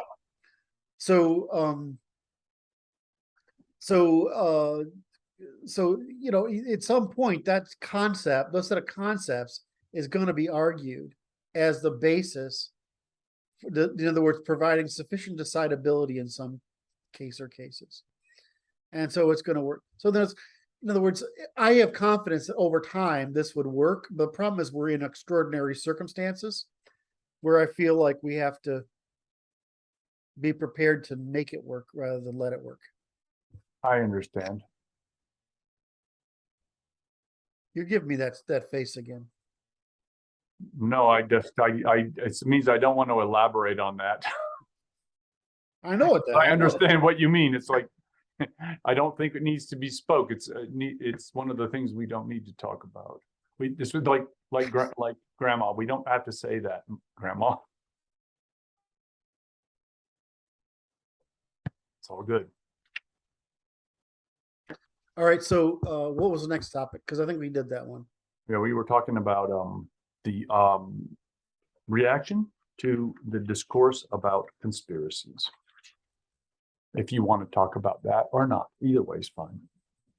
Yeah, that's fine. I wasn't following it, except that, Oh, okay then. in other words, I read a few things, but I don't know where. I mean, if you, No, I don't have any more. I'm not going to add to it at this point. what I saw was fitting, and the answer is that it's a typical male problem of what's important to you is moral outrage. And so if you can find these conspiracies, you can engage in moral outrage. Ah, But that's fair. you're treating what you call conspiracies as exceptions rather than rules. Everything's a fucking conspiracy by the measure you're using. I think that's interesting. Right. And so I find that to be accurate as well, because it is like rallying, right? I'm rallying the listener to my moral outrage. correct. And I'm like, okay, but when you do that, when you bring up, yeah, but, and then you bring up something that the other person considers esoteric, you just went and proved that you're not a responsible person, able to think in the greater context. And so you're expressing, you're finding a factoid that you think is important, but that isn't. Right? The fact that there's conspiracies all around us all the time doesn't, whether they be the Open or closed. right? Intentional or unintentional, criminal, non-criminal, yet not yet criminal or criminal. And what was the other one? Open. So, yeah, so it's the three: open, criminal, and intentional.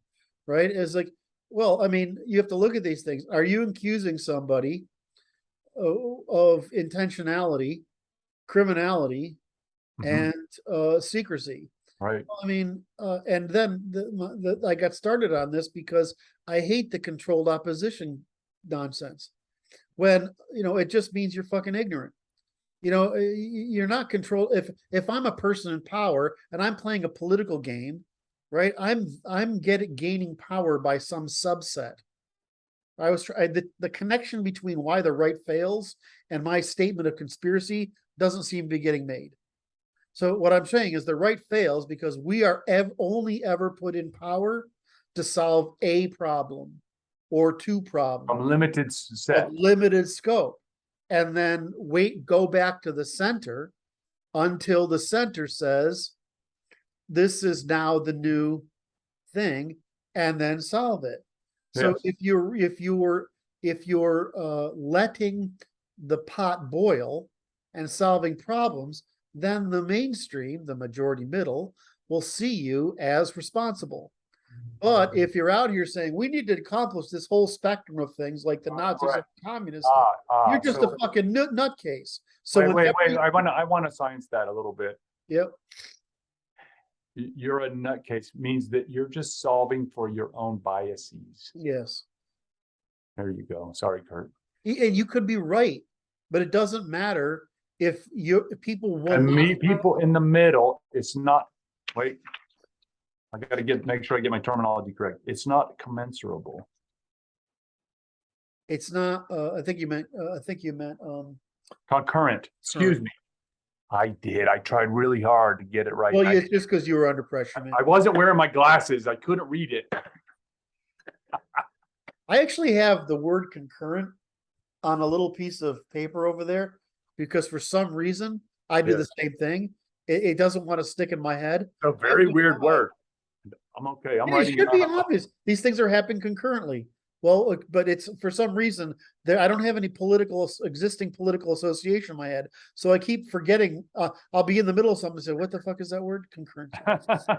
I get this too. I do. It's like this blank space. It's kind of hiding. I don't know why. It's probably because there's not enough peer associations to make it easy to reach. But anyway, There you go. I wrote it on a piece of paper. See. concurrent, right? So the problem is you only can use power to assert concurrency. You might be able to advocate for something, but it's this whole cloth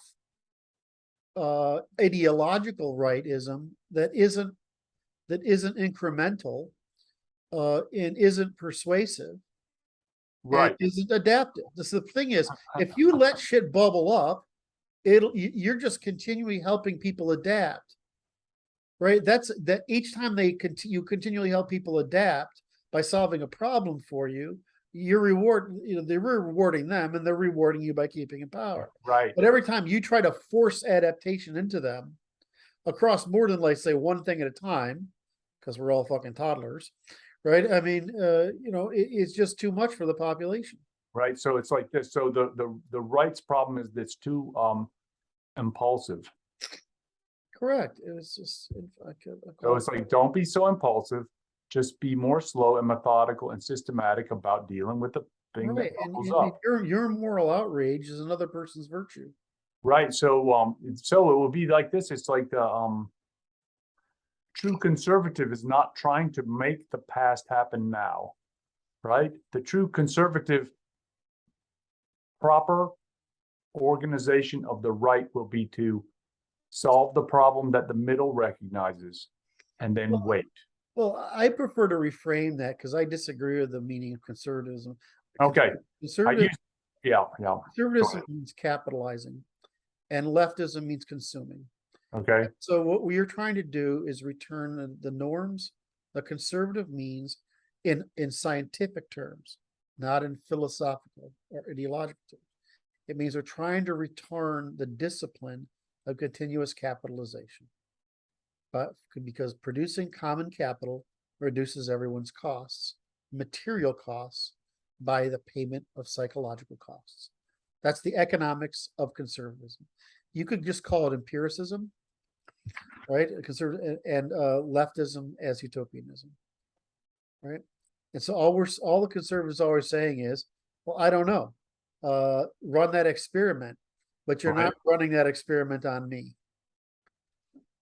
Right. Right. It's like, if you want to run an experiment and you want to do it over this is why we require multiple markets. So localities can run experiments. Well, we run experiments. A great example of one that sounds hypothetically great and keeps failing every time is what's the minimum income? Universal basic income. Basic income. Is it every experiment we run it's not only doesn't work, it's not only catastrophic, it's extraordinarily catastrophic. So, I mean, it's the same thing with any attempt at socialism and communism. So what social democracy does is it's actually it's a pretty good attempt to solve use a bad incentive to solve a problem long enough that it's no longer a problem. In other words, to give people adaptive time. Okay, I'm ensuring that. But if you're trying to relieve people of adaptive pressure, you're not helping them in. Right. So that's the problem with conservatives is they act like fucking children. Say, I want it my way. Well, your way is not necessarily good for everybody. That's right. It's good at the limits. But you have to understand that's what we do. We put conservative instinct is a limit function. We're a demand function, right? A supply function. Yep. We're putting a limit on supply. And what the left wants to do is they want to remove the limits to supply by maximizing demand. They want the greatest consumption for the least effort. And if it's possible, they want others to provide for them. Whereas, right, it's basically being a child. So that's what they want. And they want us to claim they're virtuous by saying other people should pay those people so that I can feel good about it. Right. And what they really mean is I don't want responsibility for having to justify your lower status relative to mine, because that would impose emotional and psychological costs on me as I live through life. Aristocracy was perfectly fine doing that, and most people were perfectly fine living under that. This false promise, it turns out to be pretty bad. Sorry, I went down too much of a rabbit hole. Oh, that was pretty good. It's like this. It's like I just I'm gonna turn it into a small story, which is the capitalizing individual tells the leftist, that's an experiment. Go run the experiment and knock yourself out. Yes. Please. Right? Well, I can't run my experiment unless you give me money. Okay, that's too bad, isn't it? Yeah, you can't. You have a research program that lacks funding, right? And then there is a conspiracy among a certain class of people, certain group of people, to make sure that bad experiments get funded. That's okay. And as long as because they're responsible for, yeah. Well, no, because the externalities produced by those funding those research experiments is actually damaging to the capital of the commons, which is their real point.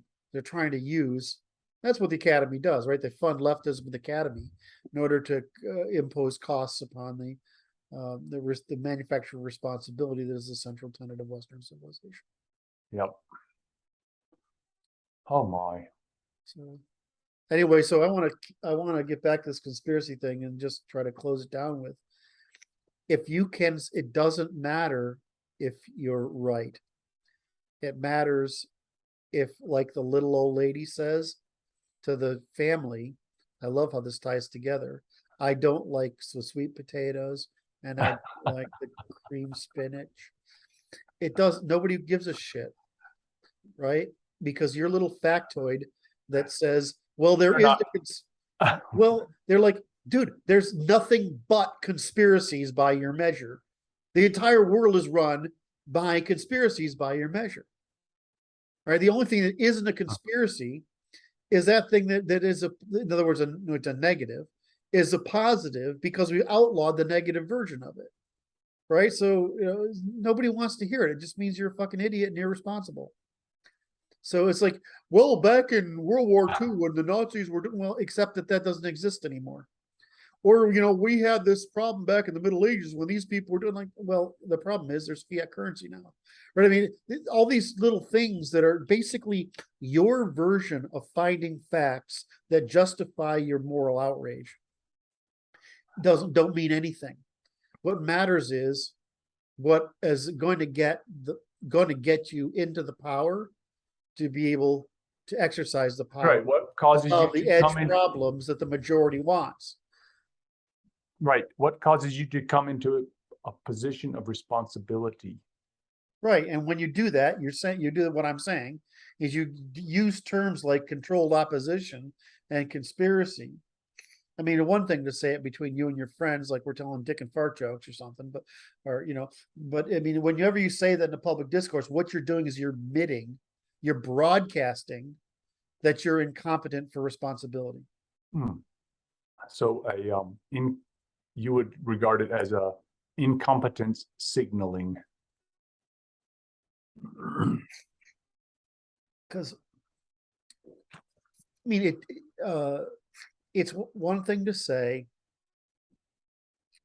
It's like one thing to say, to stay on what's his name's Lindsay's message. Yeah. This is a conspiracy starting at this point to move from class Marxism to race Marxism. These things are manifesting in these places, right? Now, the basic problem with this manifestation, it's our failure to prohibit these laws. We need to reverse our failure to prohibit this means of false promise and basically fraud, right? The way now this is now the in parallel at the same time, the most advanced version, there's a verbal version of it, and there's a coercive version of it. In other words, a physical version of it. The Yeah. verbal version is what it is. The physical version is the financial sector, Yes. right? I missed one. The verbal version is the false promise, which sedates the most. The academic version is a means of financing that verbal, and the financial system is a means of destroying our incentives to pay for both of them, right? Because that's how it works, which is the financial system, the academy, the propaganda. And it's all for incentives. It's modification of the incentive structures of society. It's organized crime, right? It is in an amazing scale, or it's civilizational warfare. I mean, whatever way you want to describe it, you can call it a civil war, you can call it warfare, a civil war, or you can call it organized crime. Is it conspiracy? Well, I mean, is Republican versus Democrat a conspiracy? I guess. I don't know. Well, by your terms, everything's a fucking conspiracy. By my terms, it's like, well, it has to fit these criteria, and this is just a strategy, right? And so an organizing strategy to follow incentives. And what's the problem? At any time, there are malincentives. In other words, incentives that violate the natural law of reciprocity, truth and reciprocity. Well, if those incentives exist, it's our job to outlaw them. It's That's not right. You can't expect the dog not to scratch its ass on the carpet, and right, which is what they're doing. They're saying you should behave, and like, I'm a dog. I scratch, right? I have a cognitively female behavior. It's the same thing. That's right. It's no difference. And so you can't go to them and make these silly moral arguments. You have to make a theft argument. And then you have to say, okay, well, this needs to be outlawed, and you take responsibility for outlawing it. But, whining and bitching like little girls is just whining and bitching like little girls. It doesn't mean these things are not true. But if it doesn't fit that central narrative, right? The central narrative of what's the central problem? Right. You're just saying you don't understand the problem. The problem is really easy. The organized warfare against the institutional cultural production by the Jewish Marxists converting from undermining Western civilization by class Marxism, by undermining Western civilization by race Marxism. They use race Marxism as the means by which to justify all their attacks on it, and then they spread out to feminism and postmodernism and all this other shit, right? So they just expand the warfare, just like you and I would expand territorial warfare, right? It's the same war. They're exhausting the opportunity. Right. And so why do you have to bring up conspiracy at all? Just talk about the problem. What I hear all the time is you're using comic books. It's like using Superman stories, right? It's parables. And it's like, it's only good if you understand. The language is inflated in some fashion that is not useful. It's not useful, and it's not even relative. I mean, the other side would say, well, I mean, they were doing the right thing. Right. It was good. It was good. So the way you have to do it is you have to stay in your lane, the argumentative lane, which is the warfare against the institution of cultural production. What does that mean? It's the warfare against the institution of production of responsibility, because the production of responsibility maximizing adulting, which produces, by externality, produces the maximum number of commons, which produces the high trust society and the quality of society that results from the high production of high trust commons, which is why we live better than everybody else. It's that they're war against our institutions of cultural production. Right? And they're doing it because they're trying to avoid adaptive costs. Right? They're trying to sell people you don't need to adapt into the high trust society. You can still act like a greedy, ignorant, hedonistic fucking peasant, right? That we've just, come in from the hinterlands, and you don't have to adopt responsibility for the personal, private, and common. Right. It's to rally the people who don't want to adapt, who have an incentive to steal from the middle, to control the middle, for the purposes of the elite who wish to be in charge of the entire favela.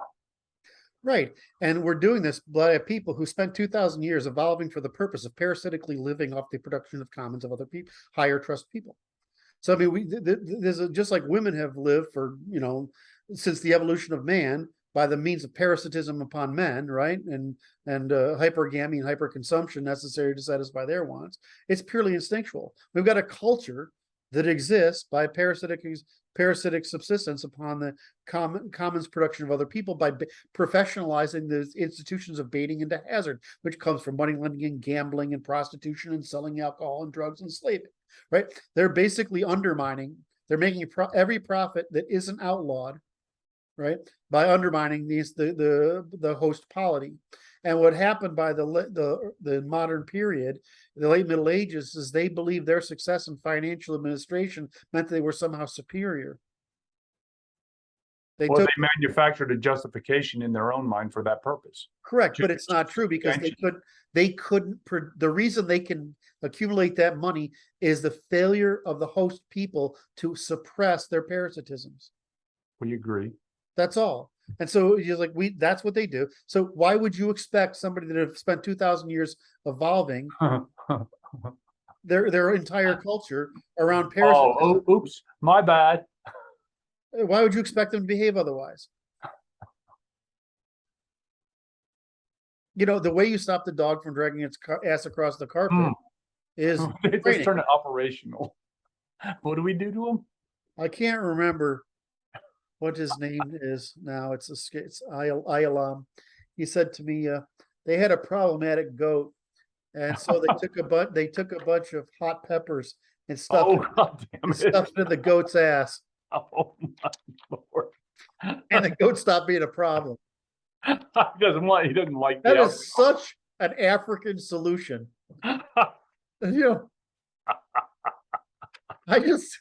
I'm confident it was successful. God damn it! It was just. I wish I could remember the whole story. And what you have to say is before you instigate the punishment is this is going to hurt me more than it hurts you.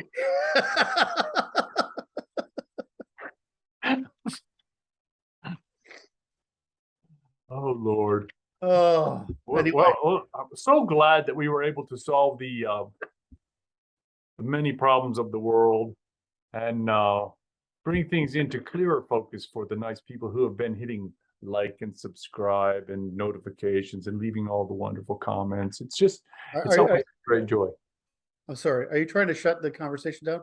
No. Oh, okay, good. I'm just I didn't get to my stuff yet. Well, we haven't even done anything yet, huh? Okay. What are we going to talk about now, Kurt?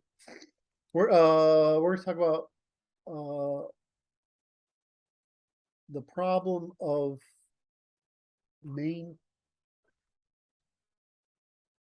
maintaining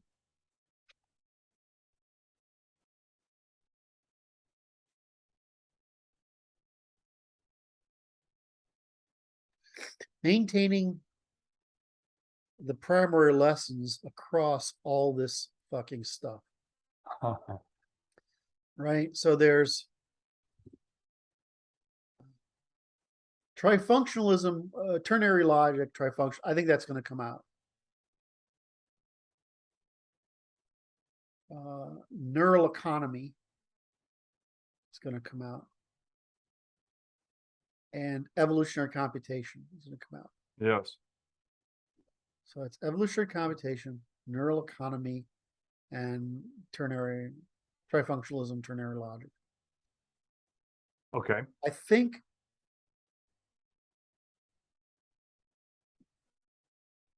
and maybe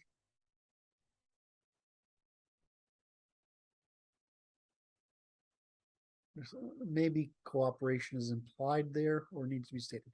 Anyway, yep. I was going through and I realized that in some part, I have these summary after every section, I have a summary. So and I have the summary of the cognitive economy, the summary of the behavioral economy. So, every section is a summary section. Okay. And I want to use that section to tie everything together. I like that. And so what I'm trying to do is create just a brief bit, like summary that lists, here's what we learned, here's the summary of the concepts, and and what I figured out is I have to tie back to whatever the fucking grand strategy I'm trying to get across. Yeah. And the problem is, when I was going through, I seem to be inconsistent. I seem to be inconsistent in what that or those things are. I know. So so what the main primary lessons are. Right. And so I don't know how I'm gonna get enough of this into your head so that I can share the problems so you can dump on me some wisdom. So it looks to me like this. When you describe the process of what you're trying to achieve, what vision came to my mind was textbook. They make a little box that's a different color, Yep. right? Yep. And it has bullets in it. Right, exactly. And it's like this. It's like these are tabs. We're keeping tabs for the significance of this for each one of these tabs. Right. And so that it just strings all together through the entirety of the book with those tabs. Correct. Exactly. So that's how you finish a deeper dive into a set of, because there looks like there's on average 10 or 12, 10. There's about 10. There's a pattern that really bothers me of like 8 is the number. This is something I keep finding out, is that there's something like it takes between 8 and 12 steps to describe a natural process. And Okay. I'm like, I know there's some meaning there. There's something to be discovered in the fact that any argument takes somewhere between 8 and 12 steps. And I don't know what that is, but I'm going to figure it out. I swear to God. I might figure it out. Okay. I think you know what it is? What is it? It's before, during, after, before, during, after, before, during, after, before, during, after. Fuck. Every time, this is why I love working with you. Is like it's a joke. It's like a damn joke, man. It's like you're like this, and here's the punchline. Pow! Oh, that's it.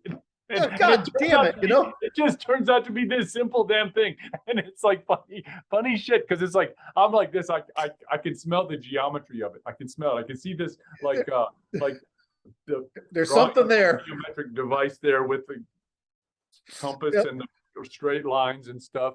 It's awesome. But then whenever I have, this is why I love talking to you, is because I'm like, because this is how it worked in business too. Yeah. When I would work with my partner, Jim, it was just like, let me talk about it and I'll figure it out. Right. Right. All right. And he would do the same thing to me, which is why it was wonderful. But I'm sitting here, it's always humiliating because the answer is always simple. You know what I mean?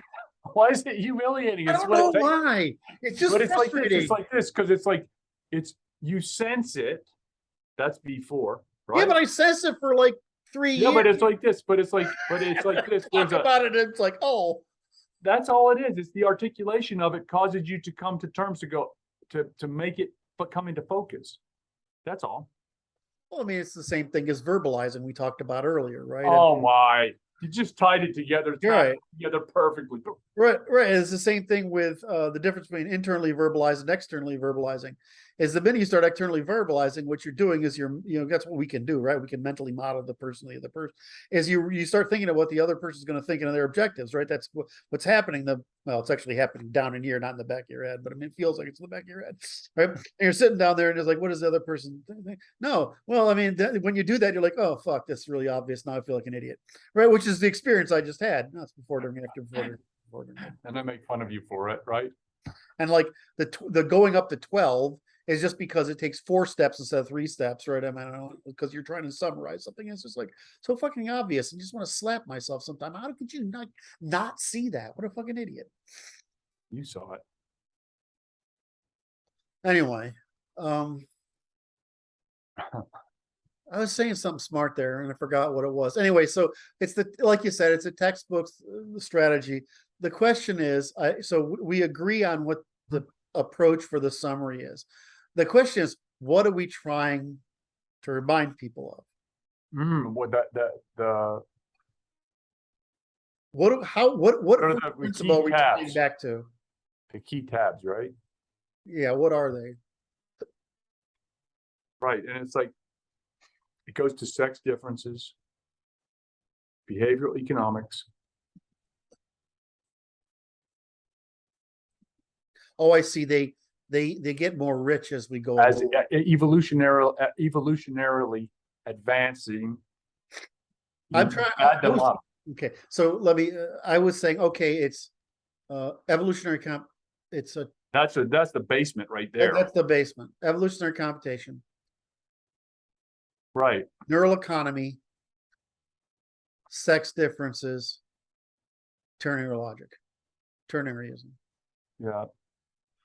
Ternaryism might be earlier, but yeah. Yeah, I don't know the order, but Yeah. Right.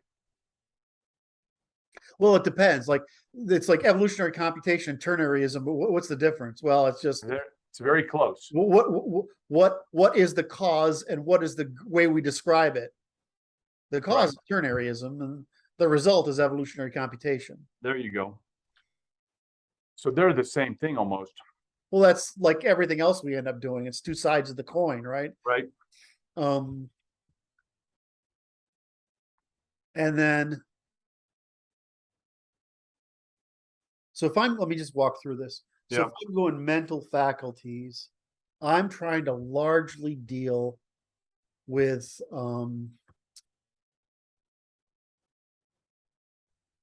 evolutionary computation and the means by which that stuff I talked about earlier, the simplicity of pulses and responses to vibration in the universe are sorted into what we call experience by nothing other than prediction, which is it's so ridiculously simple. It's it's basically you take a body, right? You take your body and you simply say, I have to organize pulses into prediction.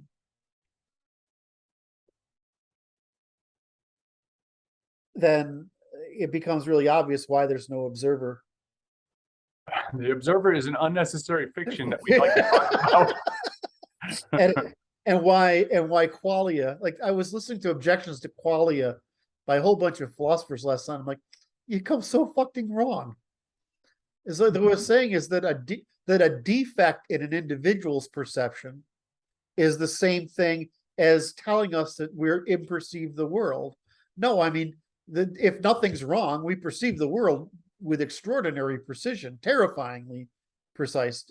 If they're saying, what's the difference between seeing in the sense of our eyes observe the light rays and disambiguating it so it's meaningful, right? And which is the disappearing airliner engine, which I don't know if you know what that example is, but there's things you just don't see changing in the background because your brain doesn't see the point of disambiguating it because it's treating it like background noise.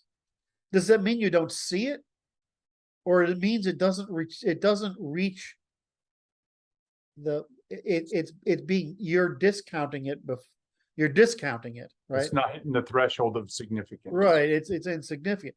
And so it's like, and then it gets into color. I thought this was a great one, which this is the best example I've heard anyone say. Why can we disambiguate keys on a keyboard, right? Tones, notes, keyboard, if we play them together with light, and we can't disambiguate light, we see them together. And I'm like, why do you think that?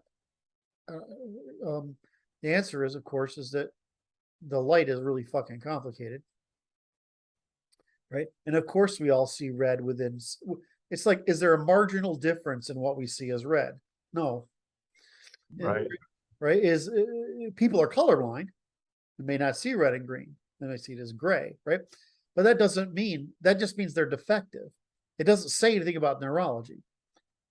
In other words, right? So right, because there is no such thing to them. Right, but they're just broken. It's not that our nerves that we don't, our nervous system doesn't correctly sort the universe by vibrations. And so there's a big difference between the vibration of light and the vibration of sounds. And even then, only very few people at some point can distinguish sounds. Right? I mean, I just hear a bunch of noise. I mean, the great examples are my favorite examples of the blue-black dress, blue versus Okay. black gold dress. The because that's the one I use in the courseware, and auditorily we have a bunch of things that people hear different words spoken in this noise, this stream of noise. I don't know if you know about this one or not, but you hear this, you're like, I hear these words, and somebody hears completely different words, right? Does that mean we perceive the world incorrectly, or we've artfully figured out how to confuse ourselves? We've artfully figured out how to confuse ourselves, right? I mean, that's all that means. It doesn't mean, and distinguishing two notes is like distinguishing two colors. I don't get it. Are you saying that yellow is an admixture of blue and red, right? Is that right? No. No. No. No. Yellow is a primary color. Yeah. Green. Thank you. Green is a. Yeah. I'm like, well, you're saying that we don't correctly perceive yellow. No, we actually do.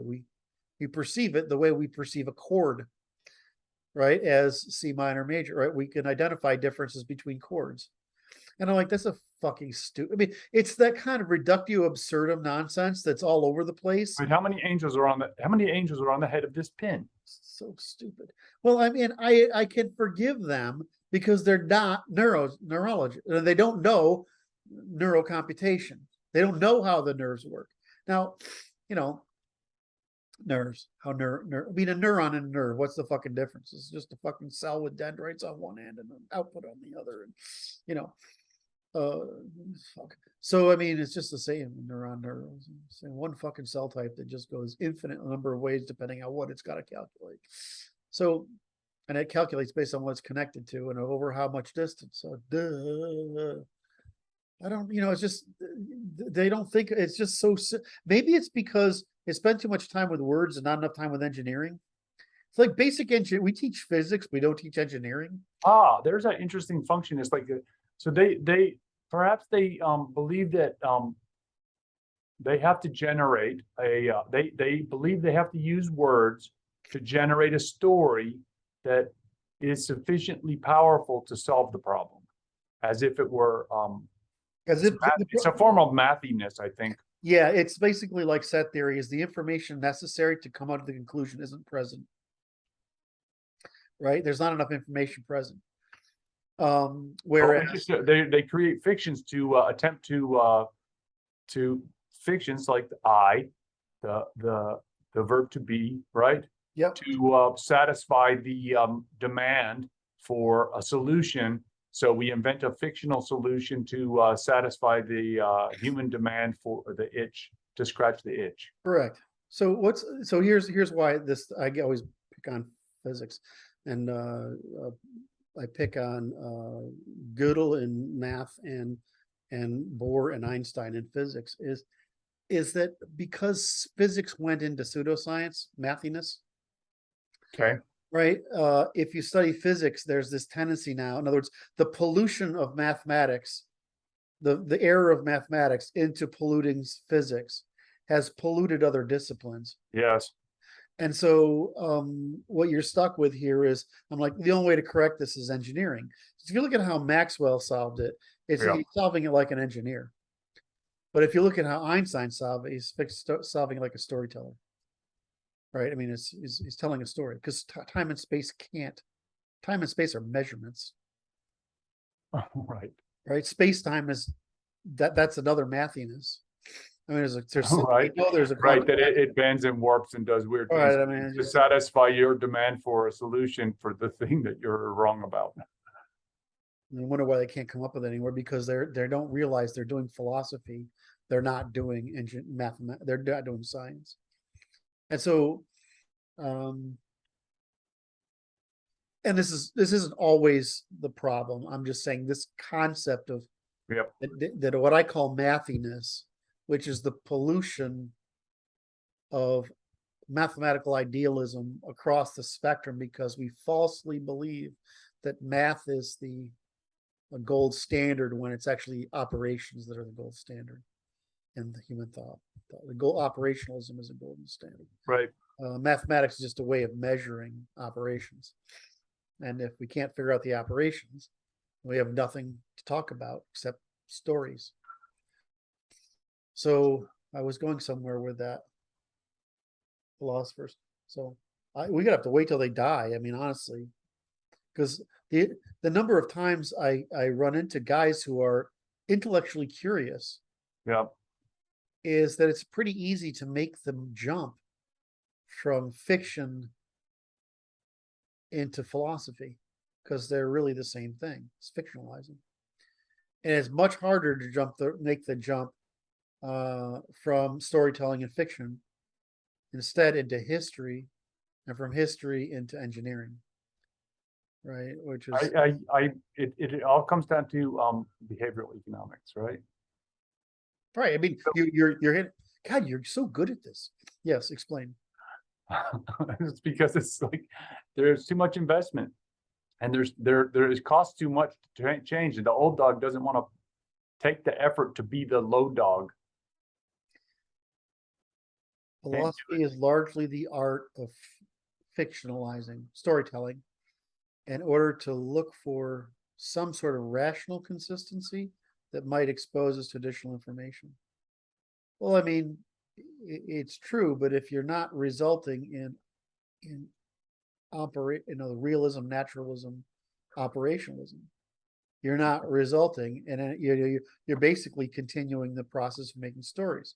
And so the problem with storytelling is you might find a new association, which is an induction or a deduction, but an induction. But you can't falsify that induction. You can't conclude anything from the induction.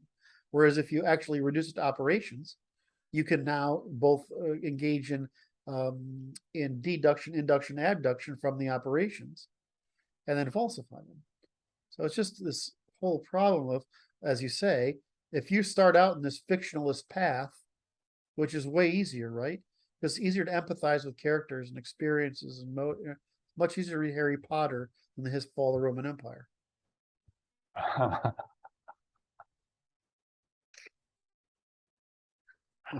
Okay, I want to go back to your tabs, man. I want to go back to your tabs because it looks to me like this. So you notice that there's like 9 steps, because before, during, after, before, during, after, before, during, after, right? For each one of the sections. Does that make sense? Well, yeah, but I mean, that's just it's a schematic. Okay, but this schema is interesting because it's like this. The tabs appear to be in before, during, after, before, during, after, before, during, after as well. Oh, I see. You're telling me to look at it that way. Because it's like before is physics up till neural economy, because that's before. Then during is civilizational evolution, group evolutionary strategy, and intuition. That's during. And then there's after, which is has to do with class, political, and Right. evolution. Because that's Like, and then law. You with me? can I kiss you for this one? Oh no, right. Really, I mean, that was really good. But I wouldn't have thought of it unless you behave in it. Okay, do your fucking humility thing. It's okay. Shush. What the hell? That was pretty fucking useful. I think it was. See, I put it all in here. It's all in here. What's the before? This is a physics. It's the evolutionary computation and ternary logic, sex difference, and neural economy. Well, it's the other way. It's the first. Or whatever. You get the premise. Neural economy, sex differences, and Yeah, that's That's it. That's all there is. That's right. And then Well, during. that's depressing. Why? Oh my. When it's just the world needs to be more complicated. So there's some fucking mystery to it.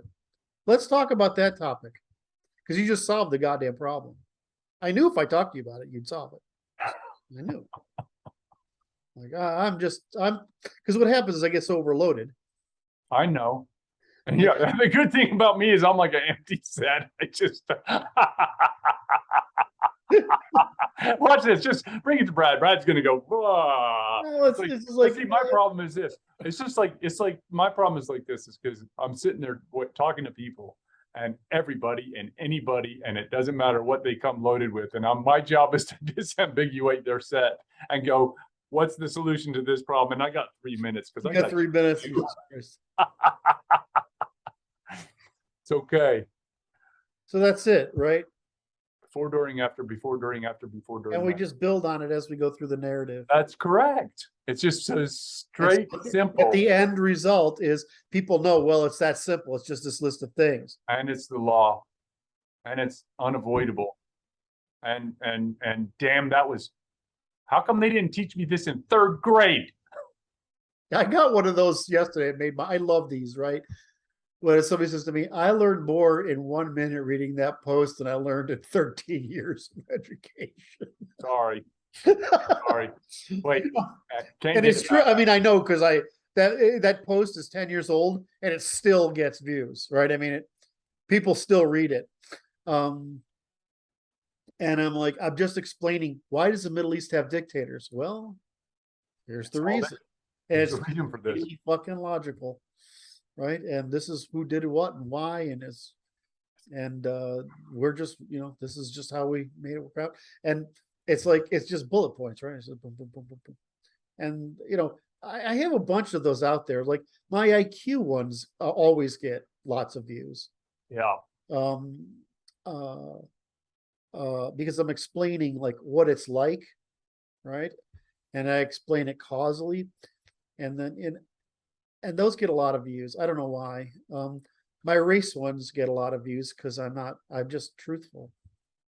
Like what's are these people a member of this race? There are these races that came out of this way, whatever, one of the weird ones, why do Asians age slower? Well, all right. I mean, so do this for the audience, okay? Is to make these posts, put a link to these posts in the comments below. There's too many. Oh, well, okay, then they're all up on Quora. They're all up on Quora. If you just want to search Quora, they're on Quora. Okay. Every once in a while I'll get bored. The difference with Quora is the likelihood of the question isn't stupid is fairly high. Whereas the problem, like on Twitter, the likelihood of the question is stupid is very high. Right. And so, and the other thing is on Quora, you can get it. The problem on Quora is they if I say anything really meaningful, there's too high a tendency to block it. Except that all the things that get attention, all the things that people want to know, are the things that are truly meaningful. So there's always that are not allowed. Right. I mean, so it's just like, well, I mean, because people just want to know what's true. And the problem is you can't, it's like, I've developed a pretty good number of followers in Africa. I started out, but because I'm pro-African, right? There's nothing wrong with you guys, right? I get a lot of followers. They don't like the truth that African average IQ is lower. But the difference is I'm saying it doesn't mean your IQ is lower. It just means there's more people in the lower classes. The lower classes. So, I mean, it's like, we can get smart people out of Nigeria, which is a small place. I mean, it's really a couple of races there, basically. But Ghana and Nigeria, I mean, you get fucking 140 IQs out of there all day long. Oh yeah. As we know. The same thing with India. I mean, the difference is that, you're pulling from a population that has a lower number, but the absolute number, lower IQ, but the absolute number of people up over 140 is actually fairly high just because there's so fucking many of them. I mean, who are the two elites in Europe? And it's really obvious. It's It's the conservative English, Tory English, the people who bred carefully, and the Ashkenazi. I mean, it's really they're my people are 113, right? And the Jews are like somewhere around the same issue, depending on whose measurement you're using, right? So, but if you take out all white people, it's going to go down to 100, right? And same with India. If you took the Brahmin class, I don't know what the fuck it is, but it's not much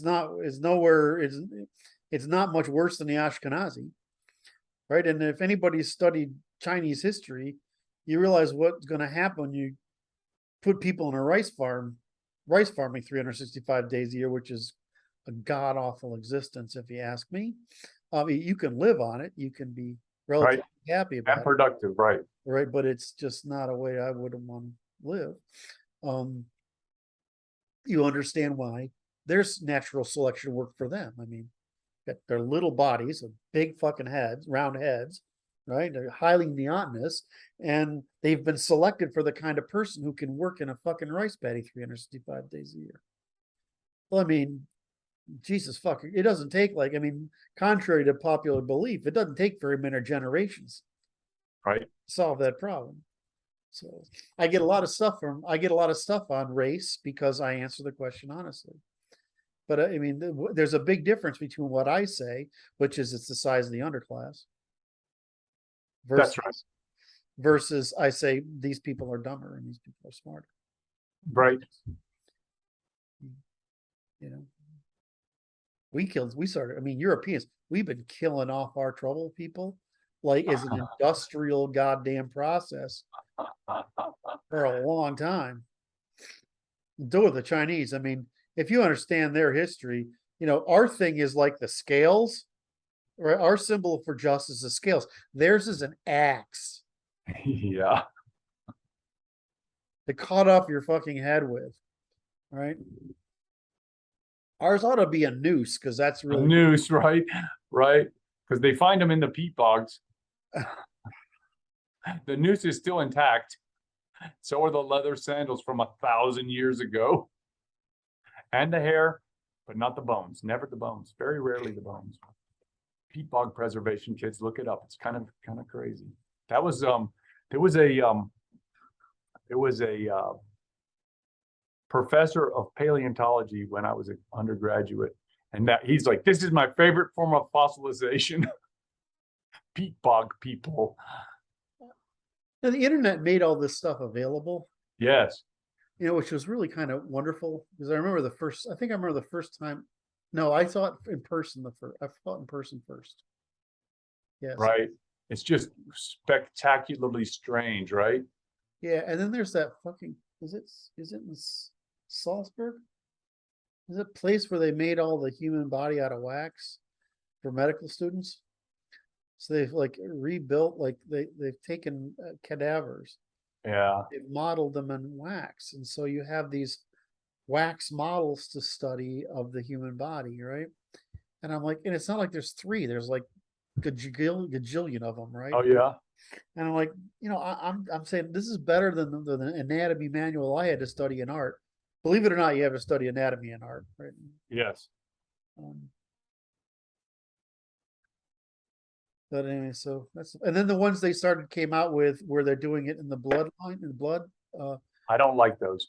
What? Tell me why. I want to know why. No, those are ethically questionable to me. I thought they were done on dead folks. Young, healthy, dead folks. Why did they die?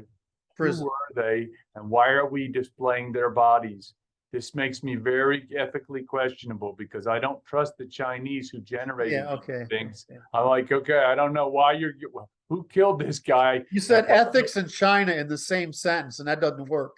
So you did computational failure.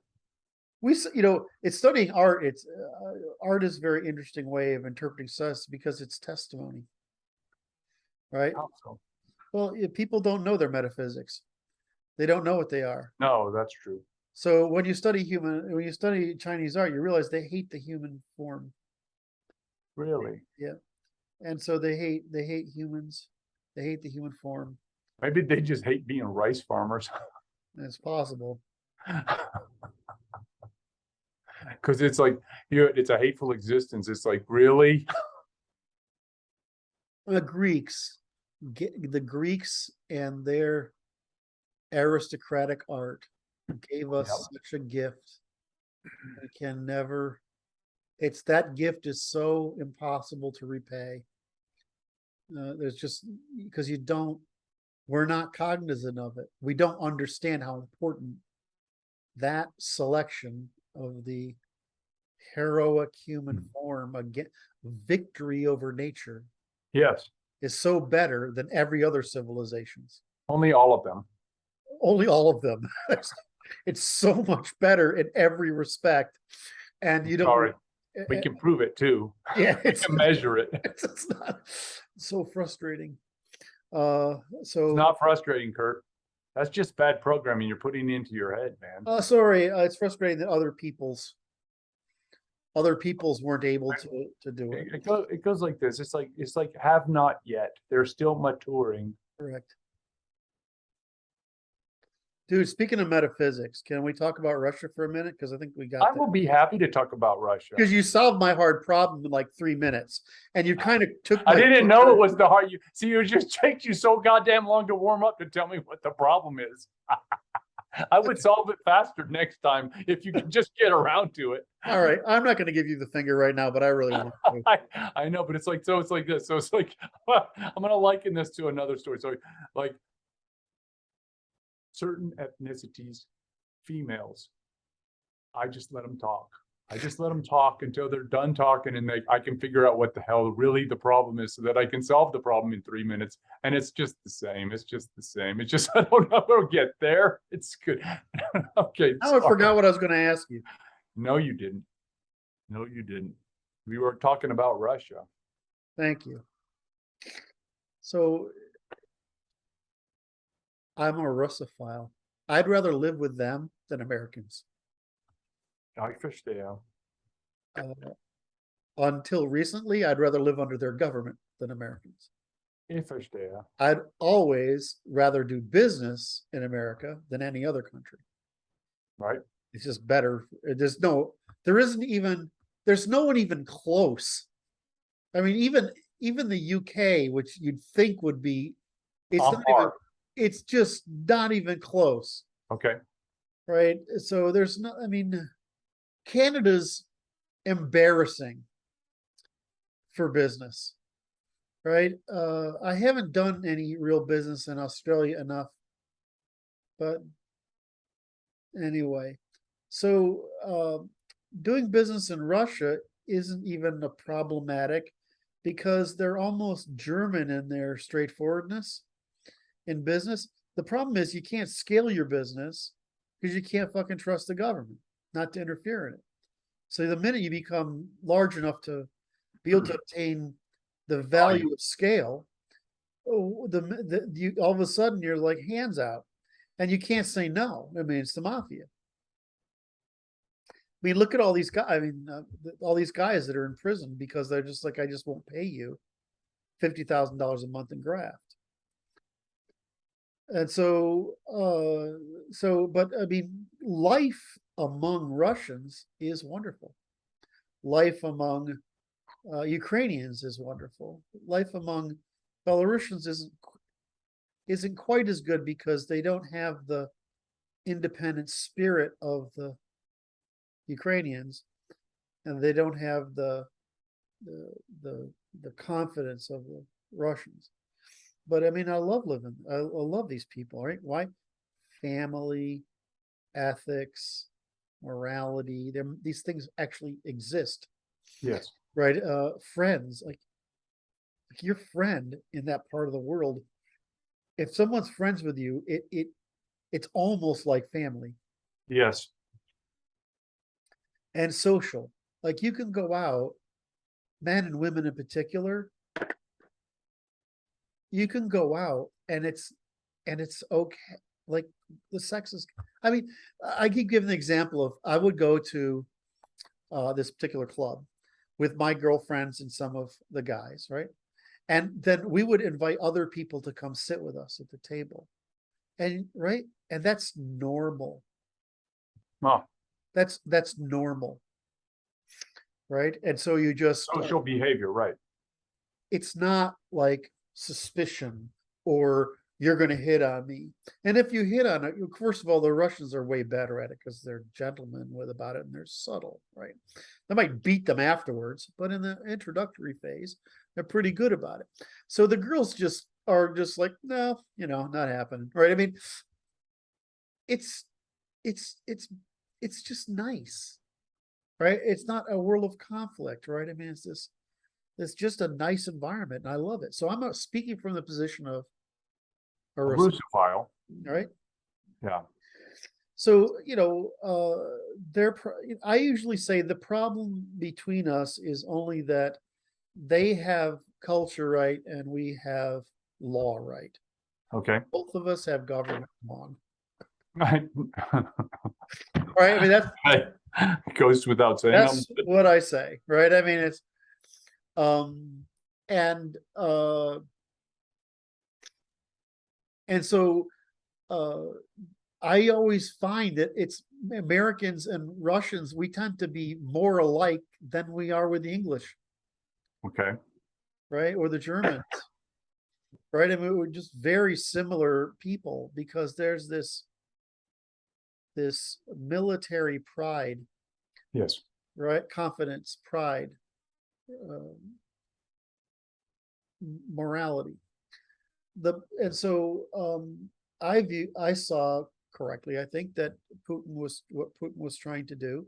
And I was proud of his defense of like many Europeans, a defense of their culture, which is superior, from woke, or he calls it liberalism. Yeah. That's a bit of a mistake, right? Well, it's just a translational error. Right. It's really woke, right? What we call the Marxist, the Western version of Marxism or communism. So he's trying to prevent so I love that. But the problem is he chose to rebuild a military economy instead, which is top down, rather than follow what China did, because that's what China did. China watched the Russians fail and then went the other way. Is instead of build a real economy, right, and then use it to fund his military. He was trying to replace the idea of military sales, right? Do what they're good at, and then sell military. Except we don't live in a world where land war is that valuable anymore. We're more in a position of air war and air war and economic warfare. Yes. So he's given up his strategic ability where he thought he had it. So my view, of course, he's living in the 1980s. That's how I think about his way. And of course, so he made a bad choice, and he's basically deprived all these people, brought all the money into St. Petersburg, and he's burned up the regions in order to bring all the money back east, where he uses it as for graft to pay for this attempt for him to restore the Russian Empire, Soviet Union, and to build a military and political economy. Well, I mean, it was any economist would have told him that was a dumb fucking idea, right? Because you have the state infrastructure, you have the state means of economic provision of resources, right, which is a resource economy, to pay for the government, right, to police, to add the policing necessary to build a rule of law economy. Okay. Outside of the resource economy, it was really obvious what to do, right? They would have. You ever realize Russia would be as economically dangerous to us as China if they had done that. So, well, is there a question coming? Just asking. I'm not. That's like I beat up myself like 3 times on this today, and you beat up me on 4 times. So I apologize for that. I'm trying to provide the comment, the content. I gotta create the model. Okay, I'm good. Right? Oh no. Creating the model. Oh no. What? I got to provide for enough sufficient context to understand what the choices are. It's because this prevents, by creating that circumstance, your internet connection is unstable. Did you change something? No, sir. So when I do that, what I'm doing is I'm prohibiting the audience from thinking of stupid things. That's really what Good luck with that. well, it's effective because the people who can follow the story, which is a selective number, Right. it will tend to prevent them from thinking stupid things because I've created enough of a frame. So anyway, so I get there and I say, well, okay, but what's the problem with Russia? The problem what we've seen is the brutality. Mm. Mm. This isn't this it's one thing to say that you're non-Western, right? In other words, Western is not only a geography, but it's a set of ethics and institutions. So if you want to say you're Orthodox, I'm like, okay, you're still saying you're Christian, Right. right? You still got a parliament and you've got a strong president instead of a weak one, etc. Right? You basically have got the monarchical model instead. Russians have a rule of on a constitution, and a lot of Putin's gyrations are because they actually have one. Right. Right? I mean, he can't just call up those guys, 300,000 guys, or really it's 1 million, without having it be on Russian territory, because you're not allowed to conscript for foreign deployment in Russia, the Constitution. So it's not like their Constitution is meaningless. It's that the freedom he has to impose change through the Duma is fairly broad. The Congress. Yep. So the problem is this brutality thing. It's not Christian. That's unacceptable behavior. So my problem with what's happened in this is that my hope that we could eventually get this dictatorship converted. In other words, that they would exhaust this dream of rebuilding Soviet empire, right? Which is going to take the death of the generation that we lived under, right? Which is happening. We want so I was hoping that we would get past that and that we could finally unify Russian resources with German technology, right? And that's what Europe needs, right? Because without that, Russia isn't going to survive and Germany isn't going to survive. And Germany is the heart of Europe and France is a fucking enemy. That's what it is. So that's what I want to have happen. The problem is that it's going to be very hard for people, very easy to blame Putin for the war. Yes. But it's very hard to not blame the Russian people for this brutality. What brutality are you specifically referring to? I mean, shooting women and children like the day before yesterday. I just like this. I will say this is like I have many disagreements with the narrative you have presented. I don't see it in such light. Well, let me finish the point of Yes. My only worry here is that the future I see, which was Russian, would be strong enough to use their influence to kill woke for us, and we would be strong enough to kill to restore to put in a rule of law, modern economy, raising Russia out of poverty. I mean, that was what I wanted to see happen. I know that's what the DoD, or at least our senior people for the past 50 years, that's their goal. Right. So I know that's what the goal is. So the problem here is we have enemies that try to keep Russia and the US apart. Right. That's conspired to do that. Yep. And they're all over the fucking place. And so and so this is causing. That's okay. Brutality isn't fixable though. Now that they're acting like Muslims in this. I mean, I object to that. Okay, so I want to hear this because I don't. But it's like this. It's like it goes to this. I recall from the First World War, British propagandists telling us that the German soldiers were chopping the hands off babies in the Netherlands. Okay, and I don't regard this as any different. Well, we have the difference is there was no evidence. In this case, there is. I mean, we have mass. I go like this. I'm like, I don't know how to interpret this, and I understand your point. And it's as far as I'm concerned, is open question, which is what happened here. Okay, all right. So which is to say that it merits investigation and consideration. Okay, I don't know how to. I'm not decided on. I can't have the conversation with you because I can't take it to the next step, which is I can't address the conflict between our cultures being this kind of responsibility. What kind of responsibility? Like we domesticated warfare over a long time, and this kind of thing is unacceptable. I mean, it happens, but we made it unacceptable. Right.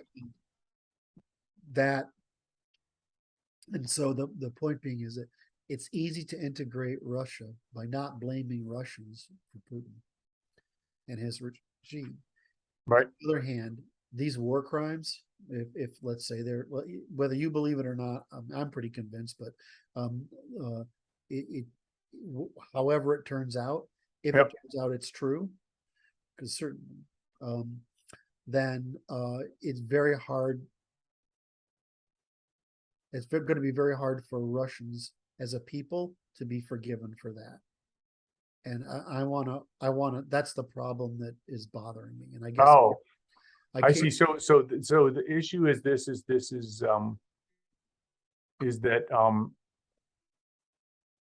if these allegations are true, then there's guilt that is too great. That's unforgivable guilt. Right. Now, this ends up being our equivalent of slavery. You know, we have this, in other words, there's no reason they can't reform it, right? But brutality is actually a part of their culture. They view rational pragmatism. In other words, it's a very pragmatic work. Now, there is truth. A lot of this brutality is being performed by people taken from eastern regions who aren't ethnically Russian. There's probably some, and if that's the case, I'm going to be very happy. But so far, it doesn't appear to be. Like the recording we got, translation we got yesterday was that they just told us to shoot everybody. Right? They just told that our commanders told us just to shoot everybody, men, women, children, soldiers, anything. And that's not okay. You mean? No, we're not in argument here. That is a illegal order if it's a net order, right? And it is so this punishable. Is, now you got there. That's what I wanted to get to. The problem, it's like, if true, that is a problem. Right. So the problem here is that that Russian culture says I'm responsible for what's in my fence. I don't know how to. I've forgotten the Russian translation. Excuse me. I've forgotten the Russian original, but it's one of those parables that says, you know, if it's inside my domain, right? My domain, I'm responsible for it, but outside there, I'm not. And this is the problem: is they have no responsibility for the commons. They have responsibility for the behavioral commons, but it's actually right. So they're really good at responsibility for friends and family and showing manners and respect. I mean, right. That's what I love about them. But you know, there's no responsibility for keeping things clean, maintained, right? They don't have any of that. There's no responsibility for I don't know how to describe it. In other words, the government has deprived them of responsibility long enough that they've forgotten to be socially responsible. And these problems, they're curable, but that's part of the correction that's got to be brought. In other words, I'm thinking past the settlement of this war to the point where how can we unite European peoples? Right? Because I just view this as has to happen because that's what's happened throughout history. It starts in England and it moves east, right, until it hits the wildlands. And just like the Bronze Age started in Mesopotamia and exploded outward, right? I mean, it's just, excuse me, just like the agrarianism started in Turkey and went outwards, and the Bronze Age started in Mesopotamia and exploded outwards. Yep. This age started in, I mean, whether you want to argue it starts in northern Italy or starts in England, the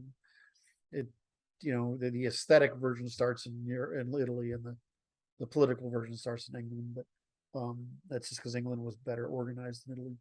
So it spread across France, Germany, Poland, Russia, and Russia was the last one. And unfortunately, the war came at the wrong time before Russia fully converted. And we had our, we just cut Russia's development off, which was going fine. I mean, they're at the edge, right? I mean, people used to talk about Germans the way we talk about rednecks, and the Poles and the Slavs the way we talk about Africans.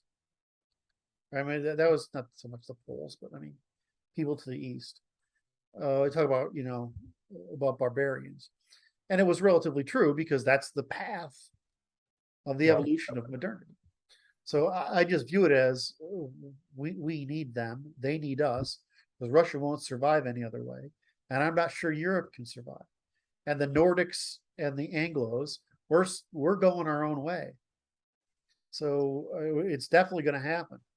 I mean, I watched this. I agree with this premise, and I like. I watched read an article that was quite interesting because it was like it comes down to these Nord Stream pipelines, which were destroyed this week. And what do you make out of that?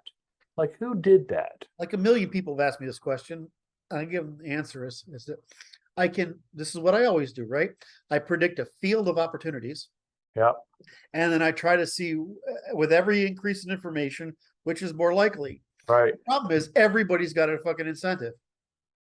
Now, who generally, I mean, I don't know why they're putting Russia at the top of the list. It makes no fucking sense to me. It's totally, it's an obfuscation. It's a distractor.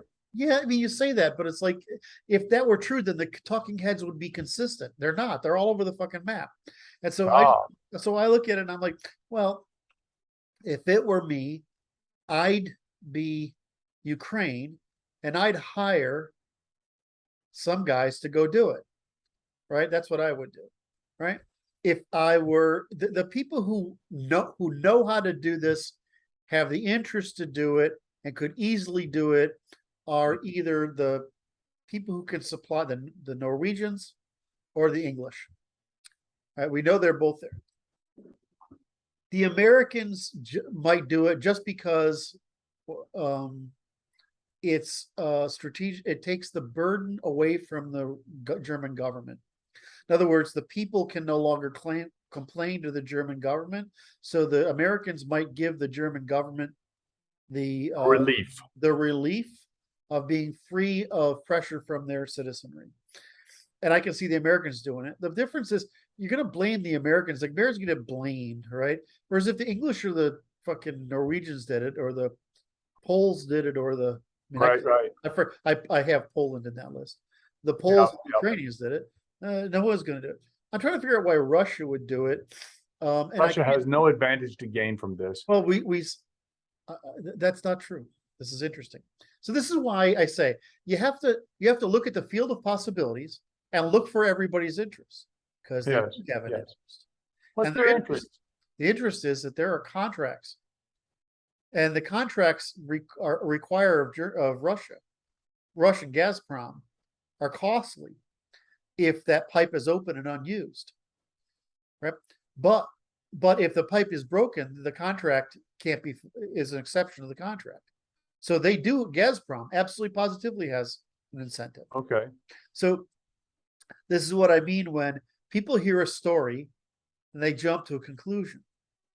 But what they don't do is doing it what I call an exhaustive search. Right. Yep. Enumerate, which is what we do. We call it enumeration, which is collecting them. Right.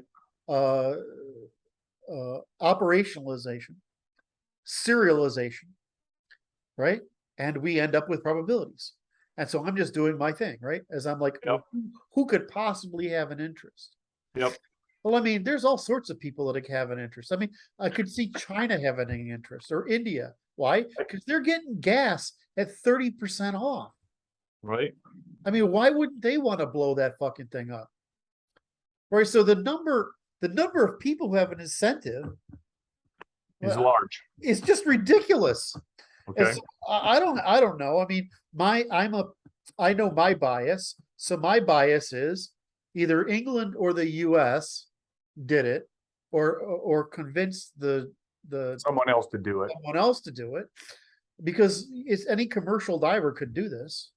It's not rocket science. You've got to have enough commercial equipment and know how to bring yourself down to 200 and Right. back, right? As long as you know how to do that, how hard is planting explosives?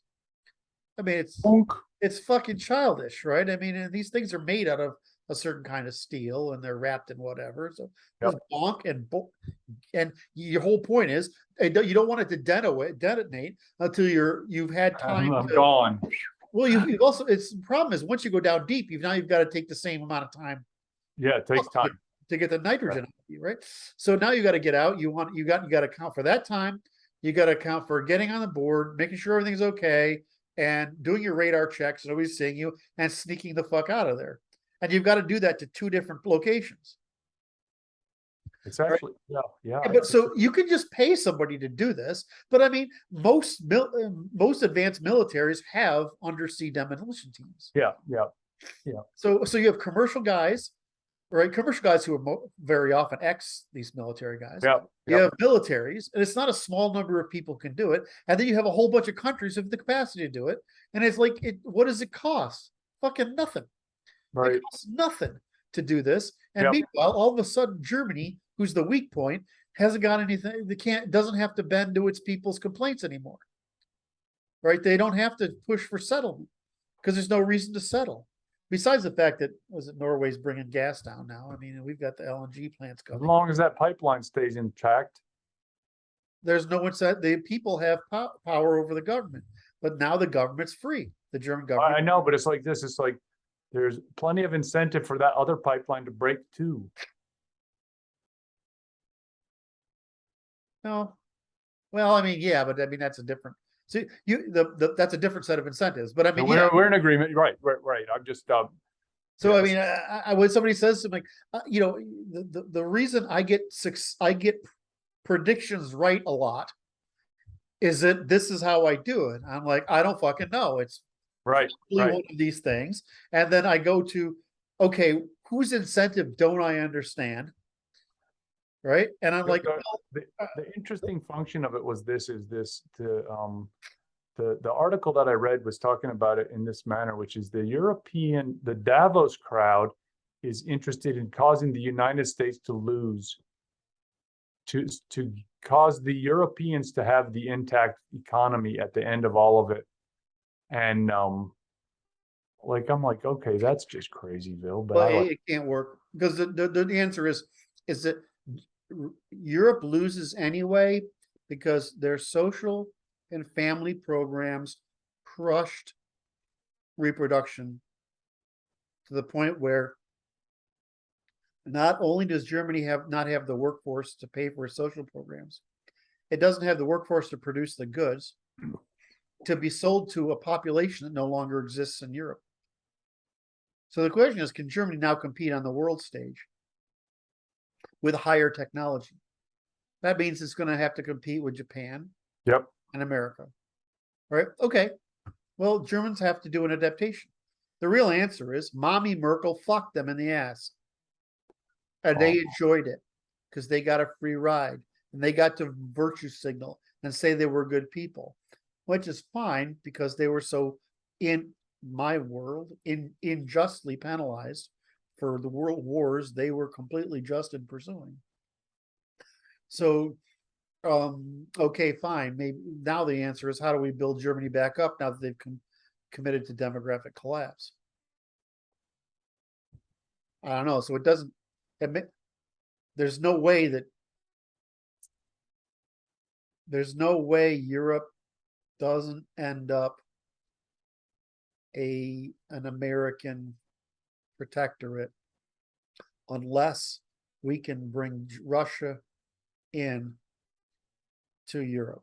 There's no way, right? But it has to come into Europe by under rule of law, not this dictatorship.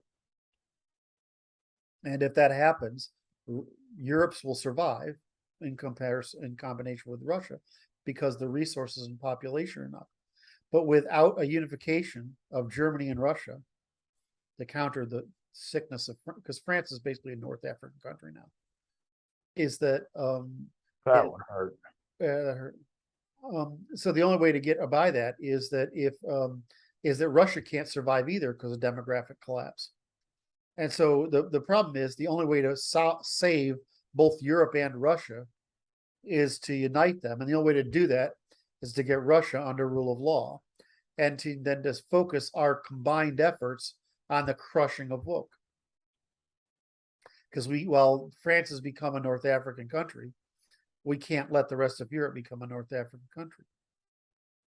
I mean, I understand geostrategy. I just laid it out. It's not fucking. Well, it comes down to this is Halford Mackinder's book, The Geographic Pivot. Yes. And there we have it. It's a So- good little book for the Well- gentlemen who are watching. I say this all the time. There's somebody who knows what to do about everything, but our government's capable of doing it. Because the war between woke and what's left of European aristocratic tradition is significantly dysfunctional that we can't fix anymore. We have to kill woke. We have to. Permanently. Which you and I are working on. We're working on it. We're approaching it. We're solving. Yeah, great despite the fact that you humiliate me by showing how easy a fucking problem is and bothering me for 3 years. Wait. See, this is not the issue. You're discounting your role in this operation, right? Which is the problem is easy to solve once you know what the problem is. And it's like I can't solve shit if I don't know what the problem is. It's like I don't see the problem. What's the problem? Yeah, shit. I don't know. I got to give you a hard time. I appreciate it, man. I- It makes me feel fulfilled. That's right, and it makes me feel fulfilled to be able to provide some value to the operation, sir. It really does. It's awesome, and I had a great chat sitting with you, and we've been going for almost a half hour. No, 3 hours. Haven't really, have we? Yes, sir. Holy shit. Yeah, 3 hours, 11 minutes. Well, I mean, that includes those 3 hours. Because we had a little time before we started recording. A little bit, right? But it's excellent work. Wow, we covered some great stuff today. I love you, brother. Thank you for all your help. Thanks for coming, all you guys. Like, subscribe, comment, and go We just love you. and raise hell. Yes, there it goes without saying, right? Love you, brother. Good All right, night. Kurt. We'll talk later.